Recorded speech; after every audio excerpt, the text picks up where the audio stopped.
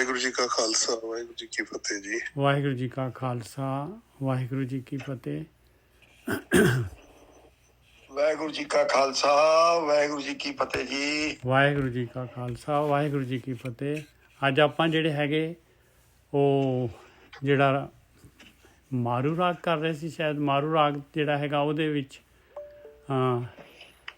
ਉਹ ਭਗਤਾਂ ਦੀ ਬਾਣੀ ਜਿਹੜੀ ਹੈਗੀ ਉਹ ਪੂਰੀ ਹੋ ਗਈ ਸੀਗੀ।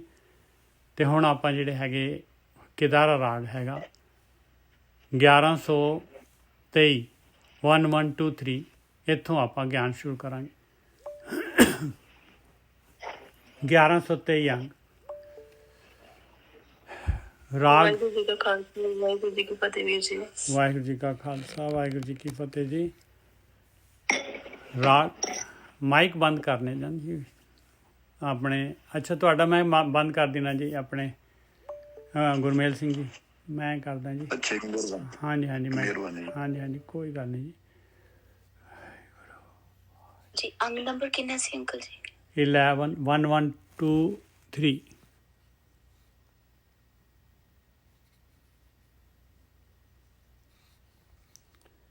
ਵਾਹਿਗੁਰੂ।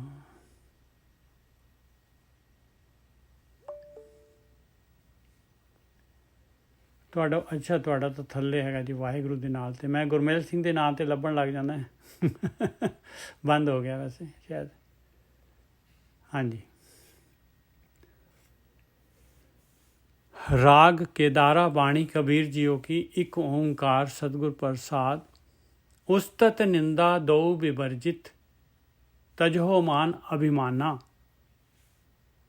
ਹੁਣ ਇਹ ਕਬੀਰ ਜੀ ਜਿਹੜੇ ਹੈਗੇ ਦੇਖੋ, ਇਹ ਸਾਰੀ ਦੀ ਸਾਰੀ ਬਾਣੀ ਜਿਹੜੀ ਹੈਗੀ ਆਪਾਂ ਨੂੰ, ਇਹ ਬਾਣੀ ਦਾ ਪ੍ਰਯੋਜਨ ਹੀ ਜਿਹੜਾ ਹੈਗਾ ਇਹਦਾ ਜਿਹੜਾ ਹੈਗਾ ਬਈ ਧਿਆਨ ਸਿਮਰਨ ਹੀ ਹੈ ਇਹਦਾ ਪ੍ਰਯੋਜਨ।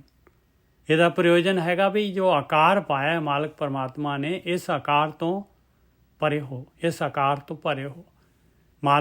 ਮਾਲਕ ਨੇ ਆਕਾਰ ਪਾਇਆ ਆ, ਇਹ ਭੁਲੇਖੇ ਵਾਸਤੇ ਪਾਇਆ ਆਪਾਂ ਨੂੰ।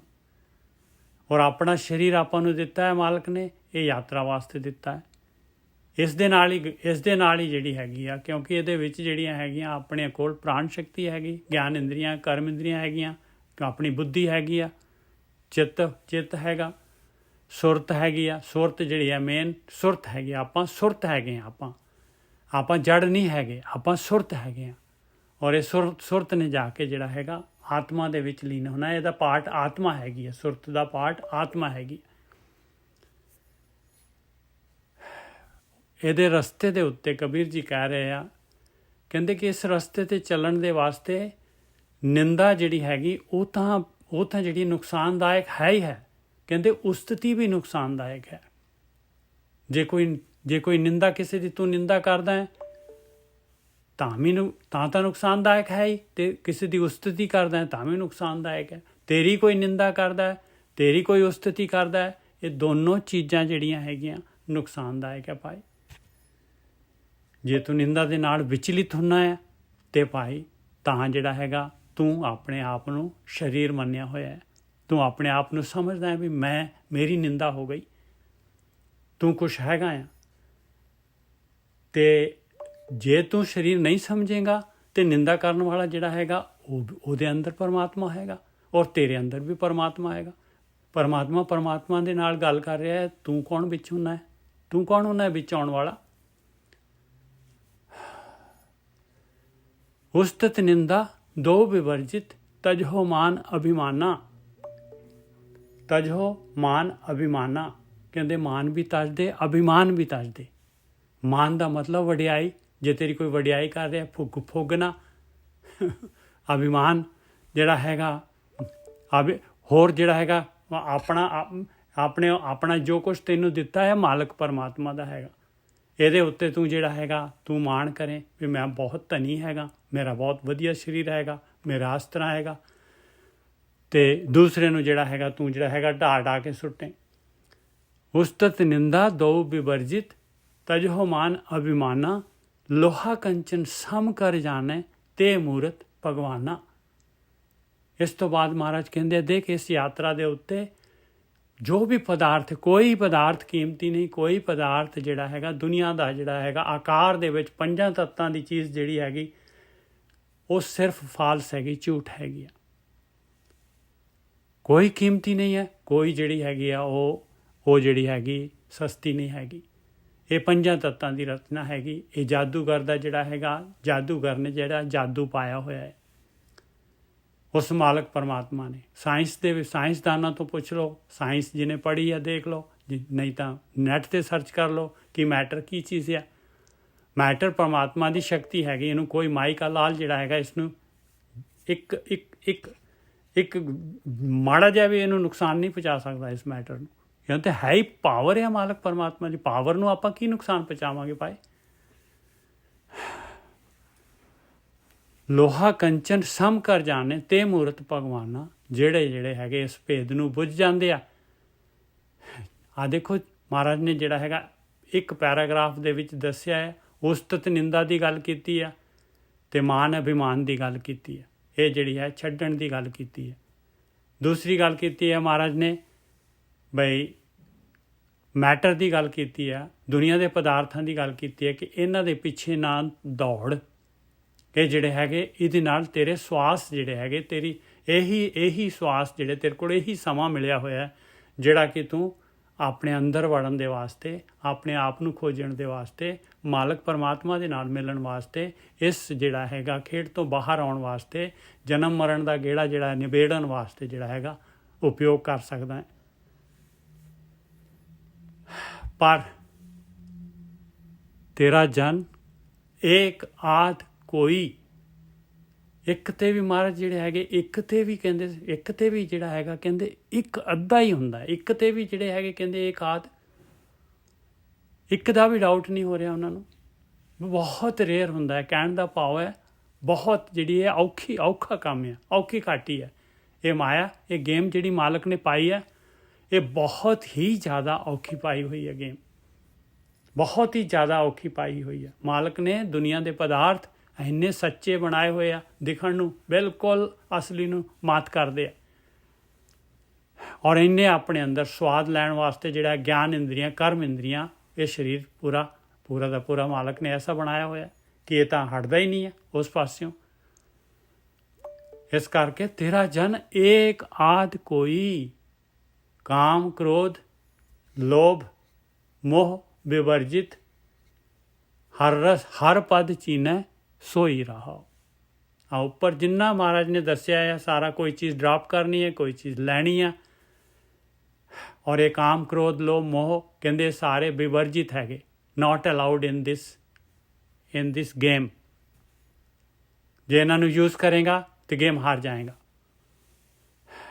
ਕਾਮ ਕ੍ਰੋਧ ਲੋਭ ਮੋਹ ਵਿਵਰਜਿਤ, ਇਹਦਾ ਮਤਲਬ ਇਹਨਾਂ ਨੂੰ, ਕਿਉਂਕਿ ਜਿਹੜਾ ਹੈਗਾ ਇਹ ਆਪਣੇ ਰਸਤੇ ਦੇ ਵਿੱਚ ਜਿਹੜੇ ਹੈਗੇ ਸਹਾਇਕ, ਇਹਨਾਂ ਦੀ ਸਹਾਇਤਾ ਲੈ ਸਕਦਾ, ਇਹਨਾਂ ਨੂੰ ਯੂਜ਼ ਕਰ ਸਕਦਾ ਹੈ ਆਪਣੀ ਜਰਨੀ ਨੂੰ ਜਿਹੜਾ ਹੈਗਾ ਗਤੀਸ਼ੀਲ ਕਰਨ ਦੇ ਵਾਸਤੇ। ਤੇਰਾ ਜਨ ਏਕ ਆਦ ਕੋਈ, ਕਾਮ ਕ੍ਰੋਧ ਲੋਭ ਮੋਹ ਵਿਵਰਜਿਤ, ਹਰ ਪਦ ਚੀਨੈ ਸੋਈ। ਕਹਿੰਦੇ ਉਹੀ ਜਿਹੜਾ ਹੈਗਾ ਇਹ ਗੇਮ ਨੂੰ ਜਿੱਤਦਾ ਹੈ। ਚੌਥੇ ਪਦ ਦੇ ਵਿੱਚ ਮਾਲਕ ਪਰਮਾਤਮਾ ਦੀ ਜਿਹੜਾ ਹੈਗਾ ਮਾਲਕ ਦਾ ਸਾਥ ਉਹੀ ਮਾਣਦਾ ਹੈ, ਉਹੀ ਜਿਹੜਾ ਹੈਗਾ ਇਹ ਪ੍ਰਕਿਰਤੀ ਦੀ ਕੈਦ 'ਚੋਂ ਬਾਹਰ ਆਉਂਦਾ ਹੈ। ਰਹਾਓ। ਹਾਂਜੀ ਗੁਰਕੀ ਸਾਹਿਬ। ਉਸਤਤ ਨਿੰਦਾ ਦੋ ਵਿਵਰਜਿਤ, ਤਜੋ ਮਾਨ ਅਭਿਮਾਨਾ। ਹਾਂਜੀ ਵੀਰ ਜੀ। ਹਾਂ ਠੀਕ ਹੈ ਨਿਜਾ ਸਾਹਿਬ। ਹਾਂਜੀ ਵੀਰ ਜੀ। ਅੱਜ ਦੀ ਜਿਹੜੀ ਕਥਾ ਹੈ ਨਾ, ਦੇਖੋ ਆਪਾਂ ਪਹਿਲਾਂ ਵੀ ਤੁਸੀਂ ਵੇਖਿਆ ਹੈ ਨਾ, ਉਸਤਤ ਗਲਤ ਕਰਨੀ ਵੀ ਮਾੜੀ ਆ ਤੇ ਗਲਤ ਉਸਤਤ ਜਿਹੜੀ ਸਵੀਕਾਰ ਕਰਨੀ ਉਹ ਵੀ ਮਾੜੀ। ਨਿੰਦਿਆ ਕਰਨੀ ਵੀ ਮਾੜੀ, ਬਹੁਤ ਮਾੜੀ। ਇੱਥੋਂ ਤੱਕ ਕਿ ਜੇ ਕੋਈ ਆਪਾਂ ਕਿਸੇ ਬੰਦੇ ਨੂੰ ਝੂਠਾ ਪ੍ਰਚਾਰ ਕਰ ਦਿੰਦੇ ਆ, ਉਹਨੂੰ ਆਪਾਂ ਕਹਿ ਦਿੰਦੇ ਨਾ ਇਹ ਬੰਦਾ ਆਤਮ ਗਿਆਨ ਪ੍ਰਾਪਤ ਵਾਲਾ, ਜੇ ਮੈਨੂੰ ਪਤਾ ਨਹੀਂ ਹੈ ਪਰ ਮੈਂ ਓਦਾਂ ਹੀ ਪ੍ਰਚਾਰ ਕਰ ਰਿਹਾ, ਉਹ ਵੀ ਜੈਸਾ ਬਹੁਤ ਵੱਡਾ ਪਾਪ ਆ। ਬਿਲਕੁਲ ਪਾਪ ਆ, ਬਿਲਕੁਲ। ਪਰਮਾਤਮਾ ਦੇ ਘਰ ਉਹਦਾ ਹਿਸਾਬ ਵੀ ਮੰਗਿਆ ਜਾਏਗਾ।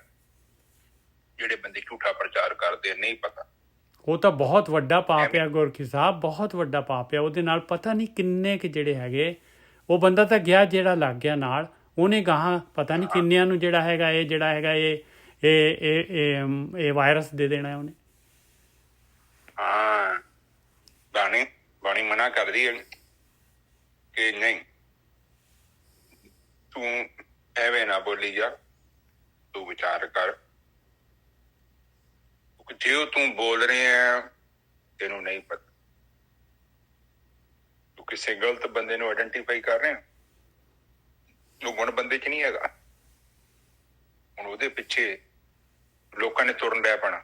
ਜੇ ਦੇਖਿਆ ਨੀ ਲੋਕੀ ਕਰਦੇ ਨੇ ਜਿੱਦਾਂ ਲੋਕੀ ਤੁਰੇ ਜਾਣਗੇ, ਉਹ ਜਿੰਨੇ ਬੰਦੇ ਤੁਰੇ ਜਾਣਗੇ, ਜਿੰਨਿਆਂ ਨੂੰ ਤੂੰ ਲੈ ਕੇ ਗਿਆ ਨਾ, ਕਈ ਬੰਦਿਆਂ ਨੂੰ ਵੇਖਿਆ ਤੁਹਾਨੂੰ ਆਮ ਵੀ ਕਹਿੰਦੇ ਜੀ ਆਓ ਜੀ ਤੁਹਾਨੂੰ ਨਾਮ ਦਵਾ ਦਿਓ। ਪਤਾ ਨਹੀਂ ਕਿੰਨਾ ਕੁ ਵੱਡਾ ਭੈਣੇ ਤੂੰ ਨਾਮ ਲੈ ਆਈ ਆ, ਤੂੰ ਤਾਂ ਨਾਮ ਹੀ ਨਹੀਂ ਲੈ ਕੇ ਆਈ। ਪਤਾ ਨਹੀਂ ਕਿੰਨਾ ਕੁ ਵੱਡਾ ਅਖਰੋਟ ਆ ਜਿਹੜਾ ਭੈਣ ਲੈ ਆਈ ਹੈ। ਜਿਹੜੇ ਤੂੰ ਲੈ ਆਇਆ ਵਾ, ਤੂੰ ਲੱਭਿਆ।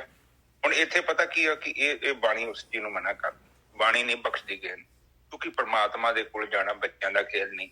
ਇੱਥੇ ਆਪ ਜਸਟ ਦੇਖੋ, ਉਸਕੋ ਕਹਿੰਦੇ ਆ ਸੁਣੋ, ਸਾਧੂ ਨੂੰ ਕਹਿੰਦੇ ਤੂੰ ਸੁਣ। ਹਾਂ, ਆਮ ਬੰਦੇ ਨੂੰ ਥੋੜੀ ਕਹਿੰਦੇ ਹੋ। ਨਾ, ਬਿਲਕੁਲ ਸਹੀ ਗੱਲ ਹੈ, ਬਿਲਕੁਲ ਸਹੀ। ਇਹ ਬਾਣੀ ਦੇਖੋ, ਜਿਹੜੀ ਬਾਣੀ ਜਿਹੜੀ ਹੈ ਨਾ, ਬਾਣੀ ਇਹ ਨਾਮ ਬੰਦੇ ਲਈ ਕਿਹਦੀ ਵਿਚਾਰ ਨਹੀਂ ਕੀਤੀ ਗਈ। ਇਹ ਗੁਪਤ ਬਾਣੀ ਹੈ, ਇਹ ਕੇਵਲ ਉਹਨਾਂ ਲੋਕਾਂ ਲਈ, ਚੰਦ ਲੋਕਾਂ ਲਈ ਉਚਾਰੀ ਗਈ ਹੈ ਜਿਹੜੇ ਇਸ ਰਸਤੇ ਤੇ ਚੱਲਣ ਨੂੰ ਤਿਆਰ ਹੈ। ਬਿਲਕੁਲ ਸਹੀ ਗੱਲ ਆ। ਔਰ ਜਿਹੜੇ ਅੜੇ ਹੋਏ ਆ ਰਸਤੇ ਤੇ ਉੱਤੇ, ਉਹਨਾਂ ਨੂੰ ਬਾਬਾ ਕਹਿੰਦੀ ਹੈ ਬਾਣੀ, ਉਹਨਾਂ ਨੂੰ ਬਾਬਾ ਕਹਿੰਦੀ ਹੈ। ਆਮ ਬੰਦੇ ਲਈ ਜੇ ਬਾਣੀ ਨਹੀਂ ਹੈਗੀ, ਹੁਣ ਤੁਸੀਂ ਕਹੋਗੇ ਕਿ ਏਦਾਂ ਕਿੱਦਾਂ ਸੂਲ ਹੈ। ਉੱਤੇ ਵੇਖੋ ਬਾਣੀ ਪੜ੍ਹ ਕੇ ਉਹਨਾਂ ਨੇ ਕਿਹਾ ਖਾਸ ਕਰ। ਠੀਕ ਹੈ ਜੀ, ਉਹ ਕਹਿੰਦੇ ਤੁਸੀਂ ਉਸ ਤੋਂ ਬਚੋ, ਨਿੰਦਿਆ ਤੋਂ ਬਚੋ। ਨਿੰਦਿਆ ਦੋ ਵਿਵਰਜਿਤ ਆ, ਬਿਲਕੁਲ ਅਲਾਉਡ ਨਹੀਂ ਹੈ। ਤੇ ਨਾਲੇ ਤਜੋ ਮਾਨ ਅਭਿਮਾਨਾ, ਮਾਨ ਜਿਹੜਾ ਹੈ ਕੋਈ ਆਪਣਾ ਮਾਨ ਕਰ ਰਿਹਾ ਆਪਾਂ ਨੂੰ ਜਿਹੜਾ ਹੈਗਾ ਕਿ ਵਾਹ ਜੀ ਵਾਹ, ਤੁਸੀਂ ਬਹੁਤ ਵਧੀਆ ਜੀ, ਤੁਹਾਡੇ ਤਾਂ ਬਹੁਤ ਹੀ, ਤੁਹਾਡੇ ਵਰਗਾ ਤਾਂ ਕੋਈ ਹੈ ਹੀ ਨਹੀਂ ਆ, ਇਹ ਤੋਂ ਵੀ ਬਚ ਜਾ ਪਿਆਰਿਆ। ਔਰ ਅਭਿਮਾਨਾਂ ਦਾ ਮਤਲਬ ਹੈ ਜੇ ਕੋਈ ਤੈਨੂੰ ਆਕੜ ਦਿਖਾ ਰਿਹਾ ਹੈ, ਉਹਦੇ ਨਾਲ ਵੀ ਨਾ ਗੁੱਸੇ ਹੋਈ, ਤੂੰ ਦੋਨੋਂ ਪਾਸਿਓਂ ਬਚ ਕੇ ਰਹਿ। ਹਾਂਜੀ ਵੀਰ ਜੀ।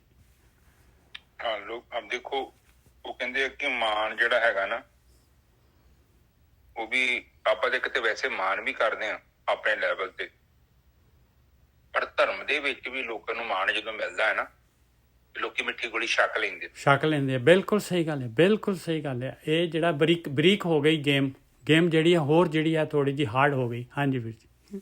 ਹਾਂ, ਉਹ ਤੇ ਪਤਾ ਨਹੀਂ ਉਹਨੂੰ ਤਾਂ ਪਤਾ ਹੀ ਨਹੀਂ ਉਹ ਮੇਰੀ ਹਉਮੈ ਦੀ ਪੂਰਤੀ ਕਰ ਰਹੀ, ਕਿਉਂਕਿ ਉਹ ਸੰਸਾਰ ਜਿਹੜਾ ਹੈ ਨਾ, ਦੇਖੋ ਸੰਸਾਰ ਤੁਹਾਨੂੰ ਪਤਾ, ਸੰਸਾਰ ਦੇ ਕੋਲ ਜੋਖਣ ਵਾਸਤੇ ਕੀ ਹੈਗਾ? ਅੱਖਾਂ, ਆਹ ਕੰਨ, ਇਹ ਇੰਦਰੀਆਂ ਦਾ ਵਿਸ਼ਾ ਕੀ ਹੈ? ਜੜ। ਉਹ ਤੁਹਾਡਾ ਬਾਹਰ ਹੀ ਵਹਿੰਦਾ ਹੈ ਕਿ ਤੁਸੀਂ ਕੀ ਕਰਦੇ ਜੋ। ਤੁਸੀਂ ਇੱਥੇ ਕਿਸੇ ਨੂੰ ਰੋਟੀ ਖਵਾਤੀ, ਉਹ ਕਹਿੰਦਾ ਬੜਾ ਦਾਨੀ ਹੈ, ਉਹਨੂੰ ਪਤਾ ਹੀ ਨਹੀਂ ਅੰਦਰੋਂ ਕੀ ਹੈਗਾ, ਤੈਨੂੰ ਰੋਟੀ ਕਿਹੜੇ ਕੰਮ ਨੂੰ ਖਵਾਈ, ਤੈਨੂੰ ਕੀ ਪਤਾ। ਉੱਥੇ ਆਪਾਂ ਬਾਹਰ ਵਹਿੰਦੇ ਆ, ਵੇਖੋ ਕਿੰਨੀ ਸੇਵਾ ਕਰਦੇ ਆ। ਹੁਣ ਅੰਦਰੋਂ ਬੰਦੇ ਦੀ ਜਿਹੜੀ ਬ੍ਰਿਤੀ ਆ, ਉਹ ਬੜੀ ਇੰਪੋਰਟੈਂਟ ਹੈ। ਪਾਣੀ ਦੇ ਵਿੱਚ ਦੇਖੋ, ਇੱਕ ਚੀਜ਼ ਨੂੰ ਦੇਖੋ, ਆਪ ਪਲੀਜ਼ ਸਮਝੋ, ਇਹ ਚੀਜ਼ਾਂ ਨੂੰ ਸਮਝੋ। ਜਦੋਂ ਆਪਾਂ ਪਾਣੀ ਬਹੁਤ ਗਹਿਰੀ, ਉੱਤੇ ਬ੍ਰਹਮ ਕੋ ਜਾਣਾ ਤੇ ਬਹੁਤ ਹੀ ਗਹਿਰਾ। ਇੱਕ ਬੰਨੇ ਕਹਿੰਦੇ ਆ, ਉਹਨੇ ਜੈਸਾ ਸੱਚ ਵਾਲੀ ਫੇਰ ਕਥਾ ਸੁਣੋ, ਸੱਚੋ ਉਰੇ ਸਭ ਕੋ ਉੱਪਰ ਸੱਚ ਆਚਾਰ, ਨਾਮ ਬਿਨਾ ਕੈਸੇ ਆਚਾਰ।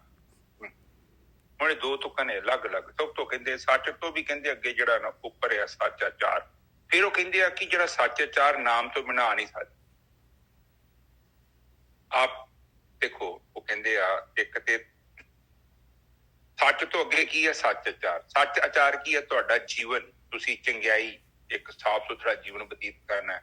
ਫਿਰ ਕਹਿੰਦੇ ਆ ਕਿ ਜੇ ਤੂੰ ਭਗਤੀ ਨਹੀਂ ਕੀਤੀ ਤੇ ਇਹ ਚੰਗਾ ਜੀਵਨ ਜੀਣ ਦੀ ਤਾਕਤ ਤੈਨੂੰ ਕਿੱਥੋਂ ਮਿਲੀ? ਕਿਉਂਕਿ ਰਿਸੋਰਸ ਚਾਹੀਦਾ ਨਾ। ਜਿਹੜੇ ਆਚਾਰ ਨੇ ਉਹ ਤੈਨੂੰ ਕਿੱਥੋਂ, ਚੰਗੇ ਗੁਣ ਤੈਨੂੰ ਕਿੱਥੋਂ ਮਿਲ ਗਏ? ਕਹਿਣ ਦਾ ਭਾਵ ਹੈ ਹਾਂਜੀ ਗੋਰਕੀ ਸਾਹਿਬ, ਸੱਚ ਮਾਫ ਕਰ। ਹਾਂਜੀ, ਇਹ ਨਾ ਆਪਾਂ ਨੂੰ ਵੀ ਉਹ ਵਾਇਰਲੈਸ ਵਾਂਗੂ ਰੱਖਣਾ ਪੈਣਾ, ਓਵਰ ਕਰਕੇ ਕਹਿਣਾ ਪੈਣਾ, ਤਾਂ ਹੀ ਨਹੀਂ ਤਾਂ ਦੋਨੇ ਹੀ ਬੋਲ ਪੈਂਦੇ ਆ। ਕੋਈ ਨਹੀਂ, ਬੋਲੋ ਜੀ। ਹਾਂਜੀ, ਜਿਹੜਾ ਫਰੂਟ ਆ ਜਾਂ ਫਲਾਵਰ ਆ, ਉਹ ਪੈਦਾ ਕਿੱਥੋਂ ਹੁੰਦੇ ਪਏ? ਰੁੱਖ ਤੋਂ। ਰੁੱਖ ਦੀਆਂ ਜੜ੍ਹਾਂ ਚੋਂ ਆ ਰਹੇ। ਕੋਈ ਵੀ ਫਲ ਕਿੱਥੋਂ ਹੁੰਦਾ, ਹਵਾ ਚ ਥੋੜੀ ਹੁੰਦਾ। ਹੁਣ ਜੜ੍ਹਾਂ ਹੀ ਨਹੀਂ ਲਾਈਆਂ ਭਗਤੀ ਦੇ ਜੜ੍ਹਾਂ। ਦੇਖੋ ਇਹ ਚੀਜ਼ ਆਪ ਸਮਝੋ, 3 ਮਾਰਗ ਹੈਗੇ, ਗਿਆਨ ਮਾਰਗ, ਕਰਮ ਮਾਰਗ ਤੇ ਭਗਤੀ ਮਾਰਗ। ਜ਼ਿਆਦਾਤਰ ਜਿਹੜੇ ਲੋਕ ਉਹ ਗਿਆਨ ਮਾਰਗ 'ਚ ਬੈਠੇ ਨੇ ਤੇ ਕਰਮ ਮਾਰਗ 'ਚ ਬੈਠੇ ਨੇ। ਭਗਤੀ ਤੋਂ ਬਿਨਾਂ ਇਹ ਜਿਹੜੇ ਮਾਰਗ ਨੇ ਉਹ ਇਹ ਰਕਸ਼ਾ ਚੱਲਣਾ ਹੀ ਨਹੀਂ ਹੈ। ਇਹ 3 ਟਾਇਰ ਚਾਹੀਦੇ ਨੇ। ਪਹਿਲਾਂ ਸ਼ੁਰੂਆਤ ਤੁਹਾਨੂੰ ਭਗਤੀ ਤੋਂ ਹੀ ਕਰਨੀ ਪੈਣੀ, ਔਰ ਭਗਤੀ ਕਰਨ ਤੋਂ ਪਹਿਲਾਂ ਤੁਹਾਨੂੰ ਗਿਆਨ ਥੋੜਾ ਬਹੁਤਾ ਚਾਹੀਦਾ, ਥੋੜਾ ਬਹੁਤਾ ਗਿਆਨ, ਥੋੜਾ ਬਹੁਤਾ ਬੇਸਿਕ ਤੇ ਪਤਾ ਹੋਣਾ ਚਾਹੀਦਾ ਨਾ। ਦੇਖੋ ਆਪ ਕਿਤਾਬ ਪੜ੍ਹਦੇ ਜੋ, ਕਿਤਾਬ ਦੇ ਵਿੱਚ ਕੋਈ ਚੰਗੀ ਗੱਲ ਲਿਖੀ ਹੈ ਉਹਨੂੰ ਪੜ੍ਹਨ ਵਾਸਤੇ ਵੀ ਤੁਹਾਨੂੰ ਭਾਸ਼ਾ ਆਉਣੀ ਚਾਹੀਦੀ ਹੈ ਨਾ ਨਿਜਰ ਸਾਹਿਬ। ਬਿਲਕੁਲ। ਕਿਉਂਕਿ ਚੰਗੀ ਗੱਲਾਂ ਲਿਖੀਆਂ ਤੇ ਦੁਨੀਆ ਭਰ ਦੀਆਂ ਕਿਤਾਬਾਂ, ਜੇ ਮੈਨੂੰ ਪੜ੍ਹਨਾ ਹੀ ਨਹੀਂ ਆਉਂਦਾ ਤੇ ਪੜ੍ਹੂੰਗਾ ਮੈਂ। ਥੋੜਾ ਗਿਆਨ ਚਾਹੀਦਾ ਆਪਣਾ, ਕਿਉਂਕਿ ਥੋੜਾ ਪਤਾ ਤੇ ਲੱਗੇ ਲਿਖਿਆ ਕੀ ਆ। ਉਸ ਤੋਂ ਬਾਅਦ ਫਿਰ ਜੇ ਤੁਸੀਂ ਭਗਤੀ ਕੀਤੀ ਫਿਰ ਤੁਹਾਨੂੰ ਆਪਣੇ ਆਪ ਹੀ ਪਤਾ ਲੱਗੀ ਜਾਣਾ।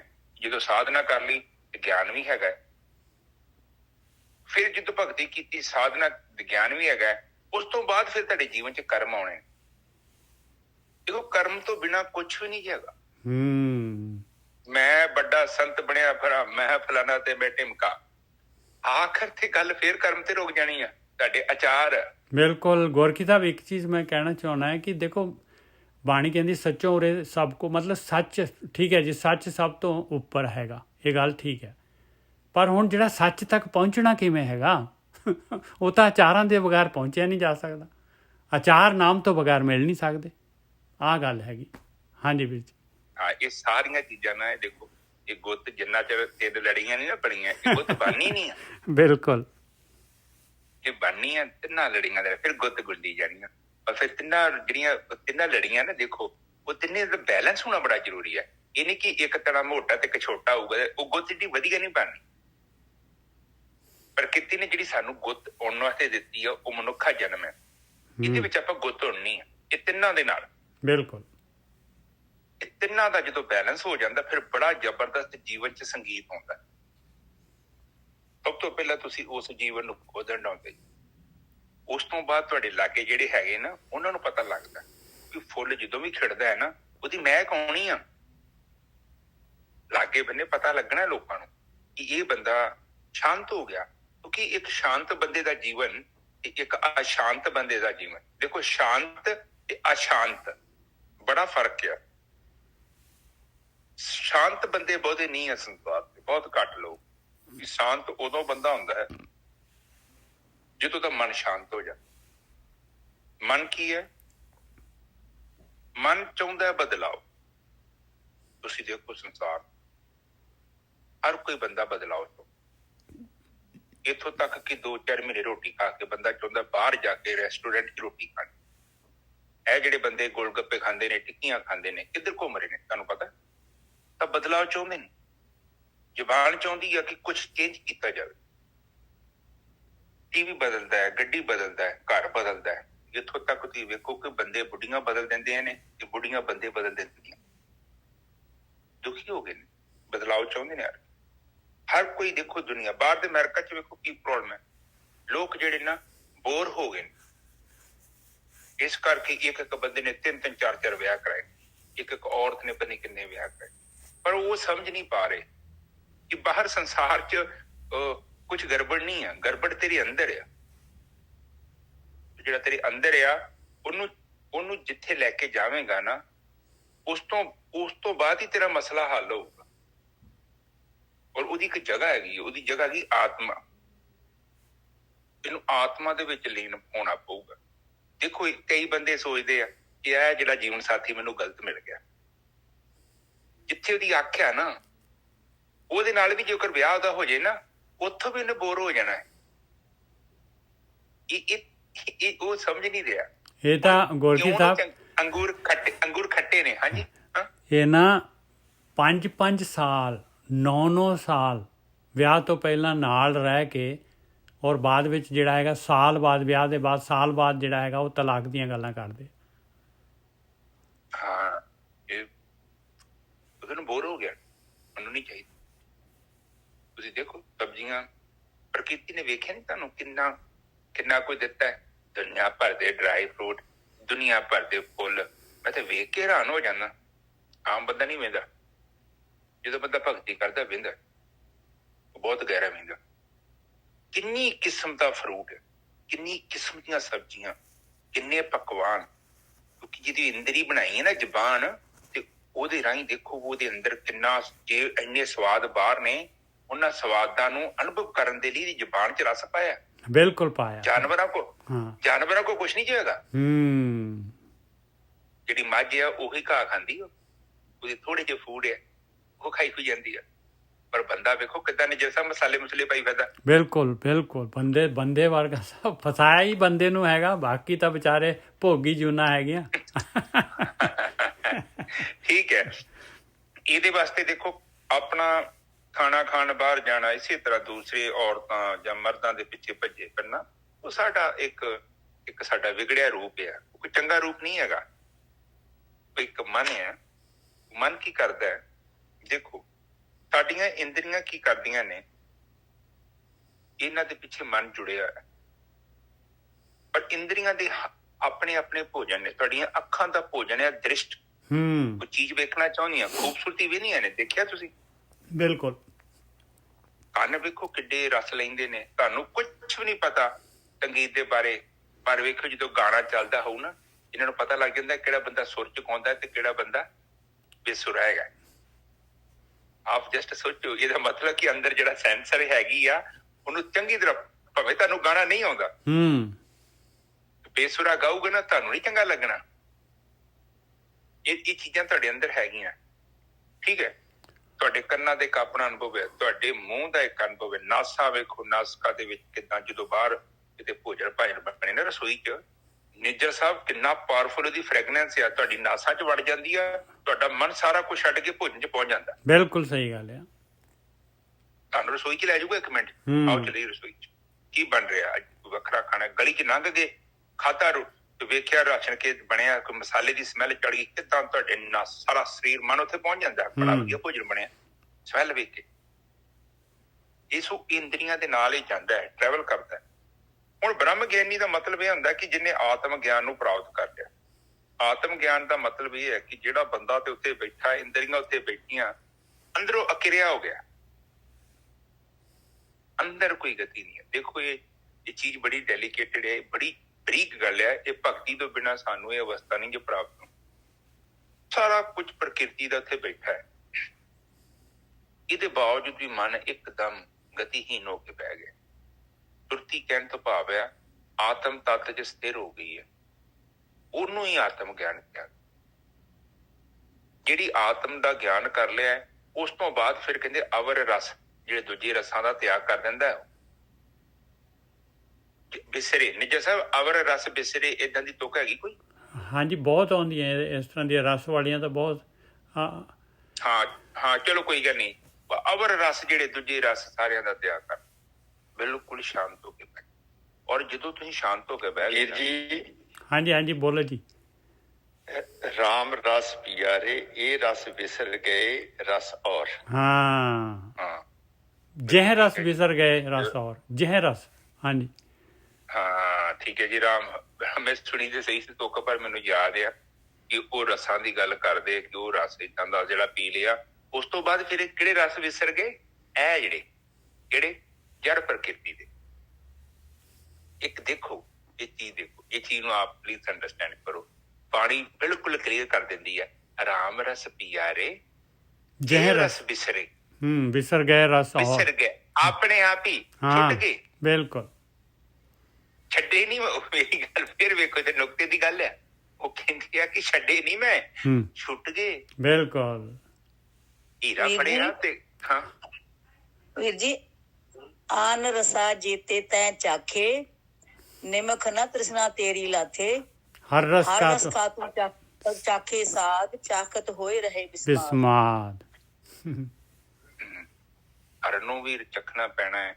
ਆਤਮਾ ਨੂੰ ਜਦੋਂ ਆਪਾਂ ਅਨੁਭਵ ਕਰਦੇ ਹਾਂ, ਦੇਖੋ ਜਿਹੜੇ ਬ੍ਰਹਮ ਗਿਆਨੀ ਹੁੰਦੇ ਨਾ, ਉਹ ਪ੍ਰਮਾਤਮਾ ਨੂੰ ਹੀ ਚੱਖ ਜਾਂਦੇ ਨੇ, ਉਹਨੂੰ ਪੀਣਾ ਸ਼ੁਰੂ ਕਰ ਦਿੰਦੇ। ਆਖਰ ਤੇ ਜਿਹੜੇ ਸਾਡੀ ਜਿਹੜੀ ਤ੍ਰਿਸ਼ਨਾ ਸਮਾਪਤ ਕਿੱਥੇ ਹੋਣੀ ਆ? ਜਦੋਂ ਅਸੀਂ ਆਖਰੀ ਬਿੰਦੂ ਤੇ ਪਹੁੰਚ ਜਾਂਦੇ ਹਾਂ। ਕਿੱਥੇ ਪਹੁੰਚ ਜਾਂਦੇ ਹਾਂ? ਜਿੱਥੇ ਆਤਮਾ ਬੈਠੀ ਆ। ਆਤਮਾ ਬੈਠੀ ਦਾ ਚਲੋ ਸਮਝਾਉਣ ਦਾ ਤਰੀਕਾ ਹੋਰ ਤੇ ਕੋਈ ਤਰੀਕਾ ਹੀ ਨਹੀਂ ਹੈਗਾ। ਕਿੱਦਾਂ ਸਮਝਾਵਾਂ ਮੈਂ? ਇਹ ਤੇ ਅੱਖਾਂ ਦਾ ਵਿਸ਼ਾ ਨਹੀਂ ਹੈ, ਇਹ ਅਨੁਭਵ ਦਾ ਵਿਸ਼ਾ ਹੈ। ਅੱਖਾਂ ਦੀ ਤੇ ਕਿਤੇ ਵੀ ਨਹੀਂ ਹੋ ਸਕਦਾ ਕਿਹਨੂੰ ਆਤਮ ਗਿਆਨ। ਅੱਖਾਂ ਦੇ ਨਾਲ ਤੁਸੀਂ ਇੱਕ ਛੋਟੀ ਜਿਹੀ ਗੁੜ ਦਾ ਸਵਾਦ ਨਹੀਂ ਦੱਸ ਸਕਦੇ, ਤੁਸੀਂ ਬਰਫੀ ਦਾ ਸਵਾਦ ਨਹੀਂ ਦੱਸ ਸਕਦੇ, ਜਿੰਨਾ ਮਰਜ਼ੀ ਮੇਰੇ ਵਰਗਾ ਰੌਲਾ ਪਾਈ ਜਾਵੇ। ਉਹਦਾ ਸਵਾਦ ਜੇ ਅਨੁਭਵ ਕਰਨਾ ਹੈ, ਹੁਣ ਕਥਾ ਕਹਾਣੀਆਂ ਕਰਨੀਆਂ, ਬਾਣੀ ਪੜ੍ਹਨੀ, ਵਿਚਾਰ ਕਰਨੀ, ਇਹ ਕੇਵਲ ਰਸ ਦੇ ਬਾਰੇ ਜਿਗਿਆਸਾ ਪੈਦਾ ਕਰਨੀ, ਇੰਟਰਸਟ। ਜਿਹਦਾ ਪ੍ਰਚਾਰ ਨਹੀਂ ਕਰਦੇ ਲੋਕੀ, ਕੋਈ ਇੱਥੇ ਜੋ ਬੜੀ ਵਧੀਆ ਇੱਥੇ ਨਦੀ ਹੈ, ਉੱਥੇ ਬੜੇ ਫੁੱਲ ਲੱਗੇ ਹੋਏ ਨੇ, ਉਹ ਕਹਿਣ ਦਾ ਕੀ ਪਿਆ ਕਿ ਤੂੰ ਉੱਥੇ ਜਾ ਕੇ ਉੱਥੇ ਵੇਖ ਕੇ ਆ, ਉੱਥੇ ਬੜੀ ਜ਼ਬਰਦਸਤ ਚੀਜ਼ ਹੈਗੀ ਹੈ, ਬਹੁਤ ਸੋਹਣਾ ਪਹਾੜ ਐਰਾ ਵਗੈਰਾ। ਪਰ ਉਹ ਜੇ ਆਪਾਂ ਕੱਲੀਆਂ ਉਹਦੀ ਗੱਲਾਂ ਸੁਣ ਕੇ ਹੀ ਆਪਾਂ ਜਾਈਏ ਨਾ, ਸਾਨੂੰ ਉਹ ਪਤਾ ਨਹੀਂ ਲੱਗਣਾ ਅਸਲੀਅਤ ਕੀ ਹੋ। ਸੋ ਇਹ ਚੀਜ਼ ਹੈਗੀ ਹੈ। ਠੀਕ ਹੈ ਜੀ। ਇੰਦਰੀਆਂ ਦੀ ਮੌਜੂਦਗੀ ਦੇ ਵਿੱਚ ਜਦੋਂ ਸਾਡਾ ਮਨ ਅਕਿਰਿਆ ਹੋ ਕੇ ਆਤਮ ਤੱਤ ਚ ਲੀਨ ਹੋ ਜਾਂਦਾ ਹੈ, ਕਹਿਣ ਤੋਂ ਭਾਵ ਕਿ ਸਾਡੀ ਸੁਰਤੀ ਬਾਹਰ ਨਹੀਂ ਜਾਂਦੀ, ਪਦਾਰਥਾਂ ਤੋਂ ਬੇਮੁਖ ਹੋ ਜਾਂਦੀ ਹੈ, ਫਿਰ ਕੀ ਕਹਿੰਦੇ ਆ ਕਿ ਪਰਮਾਤਮਾ, ਸਮਝ ਲਓ ਕਿ ਤੁਸੀਂ ਪਰਮਾਤਮਾ ਚ ਲੀਨ ਹੋ ਗਏ। ਜਿਹੜਾ ਸਮਾਧੀ ਲੀਨ ਹੋਣਾ ਹੈ ਉਹ ਟੈਂਪਰੇਰੀ ਸਮਾਧੀ ਹੈ, ਜਾਂਦੇ ਆ ਆਉਂਦੇ ਆ, ਜਾਂਦੇ ਆ ਆਉਂਦੇ ਆ, ਪਰ ਇੱਕ ਸਮਾਂ ਆਊਗਾ ਤੁਸੀਂ ਉੱਥੇ ਬਹਿ ਜਾਣਾ। ਔਰ ਬਹਿਣ ਤੋਂ ਬਾਅਦ ਆ ਜਿਹੜਾ ਕਹਿੰਦੇ ਨਾ ਕਿ ਮਾਨ ਤੇ ਨਿੰਦਿਆ, ਅਭਿਮਾਨ, ਇਹ ਨਿੰਦਿਆ ਤੁਹਾਨੂੰ ਪਤਾ ਥੋੜੀ ਲੱਗਣਾ, ਤੁਹਾਡੇ ਚੋਂ ਖਤਮ ਹੋ ਜਾਣੀ ਹੈ। ਜਿੱਦਾਂ ਗੋਲੀ ਖਾਧੀ ਹੈ, ਦਵਾਈ ਖਾਧੀ ਹੈ, ਤੇ ਆਪਾਂ ਬੁਖਾਰ ਨੂੰ ਥੋੜੀ ਕਹਿੰਦੇ ਭੱਜ ਜਾ, ਉਹ ਬੁਖਾਰ ਆਪੇ ਦੂਰ ਹੁੰਦਾ। ਨੁਕਸ ਹੈ ਸਰੀਰ ਦੇ ਅੰਦਰ, ਆਪਾਂ ਦਵਾਈ ਖਾਂਦੇ ਹਾਂ, ਦਵਾਈ ਦਾ ਕੰਮ ਹੈ ਉਸ ਬੁਖਾਰ ਦੇ ਜਰਾਸੀਨਾਂ ਨੂੰ, ਕੀਟਾਣੂਆਂ ਨੂੰ ਮਾਰਨਾ। ਉਹ ਕਿੱਦਾਂ ਮਾਰਦੀ ਹੈ ਉਹ ਸਾਨੂੰ ਨਹੀਂ ਪਤਾ ਲੱਗਦਾ, ਪਰ ਅੰਦਰ ਕੰਮ ਕਰਦੀ ਹੈ। ਇਸੇ ਤਰ੍ਹਾਂ ਨਾਮ ਦਾ ਰੂਪੀ ਜਦੋਂ ਤੁਸੀਂ ਇਹ ਜਿਹੜੀ ਦਵਾਈ ਲੈਂਦੇ ਜੋ ਔਸ਼ਧੀ, ਇਹਦੇ ਨਾਲ ਫਿਰ ਅੰਦਰੋਂ ਜਿਹੜੀਆਂ ਕਾਮ, ਕ੍ਰੋਧ, ਲੋਭ, ਮੋਹ, ਹੰਕਾਰ ਦੀਆਂ ਬਿਮਾਰੀਆਂ ਨੇ, ਉਹ ਤੁਹਾਡੀ ਸੁਰਤੀ ਤੋਂ ਅਲੱਗ ਹੋ ਜਾਂਦੀਆਂ ਨੇ। ਔਰ ਜਦੋਂ ਅਲੱਗ ਹੋ ਜਾਂਦੀਆਂ ਨੇ ਫਿਰ ਚੇਤਨਾ ਹੀ ਹੁੰਦੀ ਹੈ, ਚੇਤਨਾ ਪ੍ਰਗਟ ਹੋ ਜਾਂਦੀ ਹੈ। ਉੱਥੇ ਫਿਰ ਕਬੀਰ ਜੀ ਕਹਿੰਦੇ ਰਾਮ ਕਬੀਰਾ ਏਕ ਬਹਿ ਤੇ ਕੋਈ ਨਾ ਸਕੇ ਜਾਣੀ, ਜਿਹੜਾ ਉਹ ਝੀਲ ਦੇ ਉੱਤੇ ਗੰਦਮੰਦ ਜੰਮ ਗਿਆ ਸੀ, ਮੈਂ ਉਹਨੂੰ ਸਾਫ਼ ਕਰ ਦਿੱਤਾ, ਤੇ ਹੁਣ ਥੋੜਾ ਜਿਹੜਾ ਚੰਦਰਮਾ ਸੀ ਪਹਿਲਾਂ ਦਿਖਦਾ ਨਹੀਂ ਸੀ, ਹੁਣ ਉਹ ਚੰਦਰਮਾ ਦਾ ਅਕਸ਼ ਬਣ ਰਿਹਾ। ਪਰਮਾਤਮਾ ਦਾ ਜਿਹੜਾ ਉਹ ਮਤਲਬ ਤਸਵੀਰ ਸਾਡੇ ਅੰਦਰ ਪ੍ਰਗਟ ਹੋ ਗਈ। ਬਹੁਤ ਸੂਖਮ ਹੈ। ਜਦੋਂ ਤੁਸੀਂ ਆਖਰ ਤੇ ਪਹੁੰਚੇ ਨਾ, ਹੈ ਤੁਸੀਂ ਸੰਸਾਰ ਚ ਹੀ ਹੋ, ਤੁਸੀਂ ਅੱਖਾਂ ਬੰਦ ਕੀਤੀਆਂ ਨਾ, ਸਭ ਕੁਝ ਸ਼ਾਂਤ ਹੈ, ਕੋਈ ਤਰੰਗ ਨਹੀਂ, ਸਭ ਕੁਝ ਸ਼ਾਂਤ, ਅੰਦਰ ਕੁਛ ਨਹੀਂ, ਅੰਦਰ ਤੇ ਬਾਹਰ ਇੱਕ ਹੋ ਜਾਣਾ, ਕੋਈ ਦਰਪਣ ਤੇ ਕੋਈ ਵੀ ਮੂਵਮੈਂਟ ਨਹੀਂ ਹੈਗੀ। ਇਹ ਸੰਸਾਰ ਹੈਗਾ, ਸਭ ਕੁਝ ਹੁੰਦਾ ਪਿਆ, ਪਰ ਤੁਸੀਂ ਸਵੈ ਵਿੱਚ ਅਸਤ ਹੋ ਜਾਣਾ। ਸਵੈ ਦੇ ਵਿੱਚ ਅਸਤ ਹੋਣਾ ਹੀ ਜੀਵਨ ਦੀ ਸਭ ਤੋਂ ਵੱਡੀ ਪ੍ਰਾਪਤੀ, ਉਸ ਤੋਂ ਅੱਗੇ ਕੋਈ ਨਹੀਂ ਜਾ ਸਕਦਾ। ਉੱਥੇ ਤੇ ਆਤਮਾ ਬੈਠੀ ਹੈ, ਤੁਸੀਂ ਸਵੈ ਚ ਅਸਤ ਹੋ ਗਏ, ਉਸ ਤੋਂ ਬਾਅਦ ਕੋਈ ਮੂਵਮੈਂਟ ਨਹੀਂ ਹੋਊਗੀ, ਬਿਲਕੁਲ ਸ਼ਾਂਤ ਹੋ ਜਾਣਾ। ਹਾਂਜੀ ਨਜਰ ਸਾਹਿਬ, ਅਭੀ ਤੱਕ ਬੋਲੋ। ਹਾਂਜੀ, ਉਸਤਤ ਨਿੰਦਾ ਦੋ ਵਿਵਰਜਿਤ ਤਜੋ ਮਾਨ ਅਭਿਮਾਨਾ, ਲੋਹਾ ਕੰਚਨ ਸਮ ਕਰ ਜਾਣੇ ਤੇ ਮੂਰਤ ਭਗਵਾਨਾ। ਬਸ ਕਹਿੰਦੇ ਜਿਹੜਾ ਲੋਹਾ ਔਰ ਕੰਚਨ ਜਿਹੜਾ ਹੈ ਇਹਨੂੰ ਸਮ ਕਰਕੇ ਜਾਣਦਾ ਹੈ ਭਾਈ, ਉਹ ਹੈਗਾ ਪਰਮਾਤਮਾ ਦਾ ਹੀ ਰੂਪ ਹੋ ਗਿਆ ਭਾਈ। ਉਹ ਸਰੀਰ ਦੇ ਵਿੱਚ ਹੈਗਾ ਹਾਲੇ, ਪਰ ਹੈ ਉਹ ਪਰਮਾਤਮਾ ਦਾ ਰੂਪ। ਹਾਂਜੀ ਵੀਰ ਜੀ, ਬਿਲਕੁਲ ਠੀਕ ਹੈ, ਬਿਲਕੁਲ ਸਹੀ ਕਹਿ ਦਿੱਤਾ ਨਾ।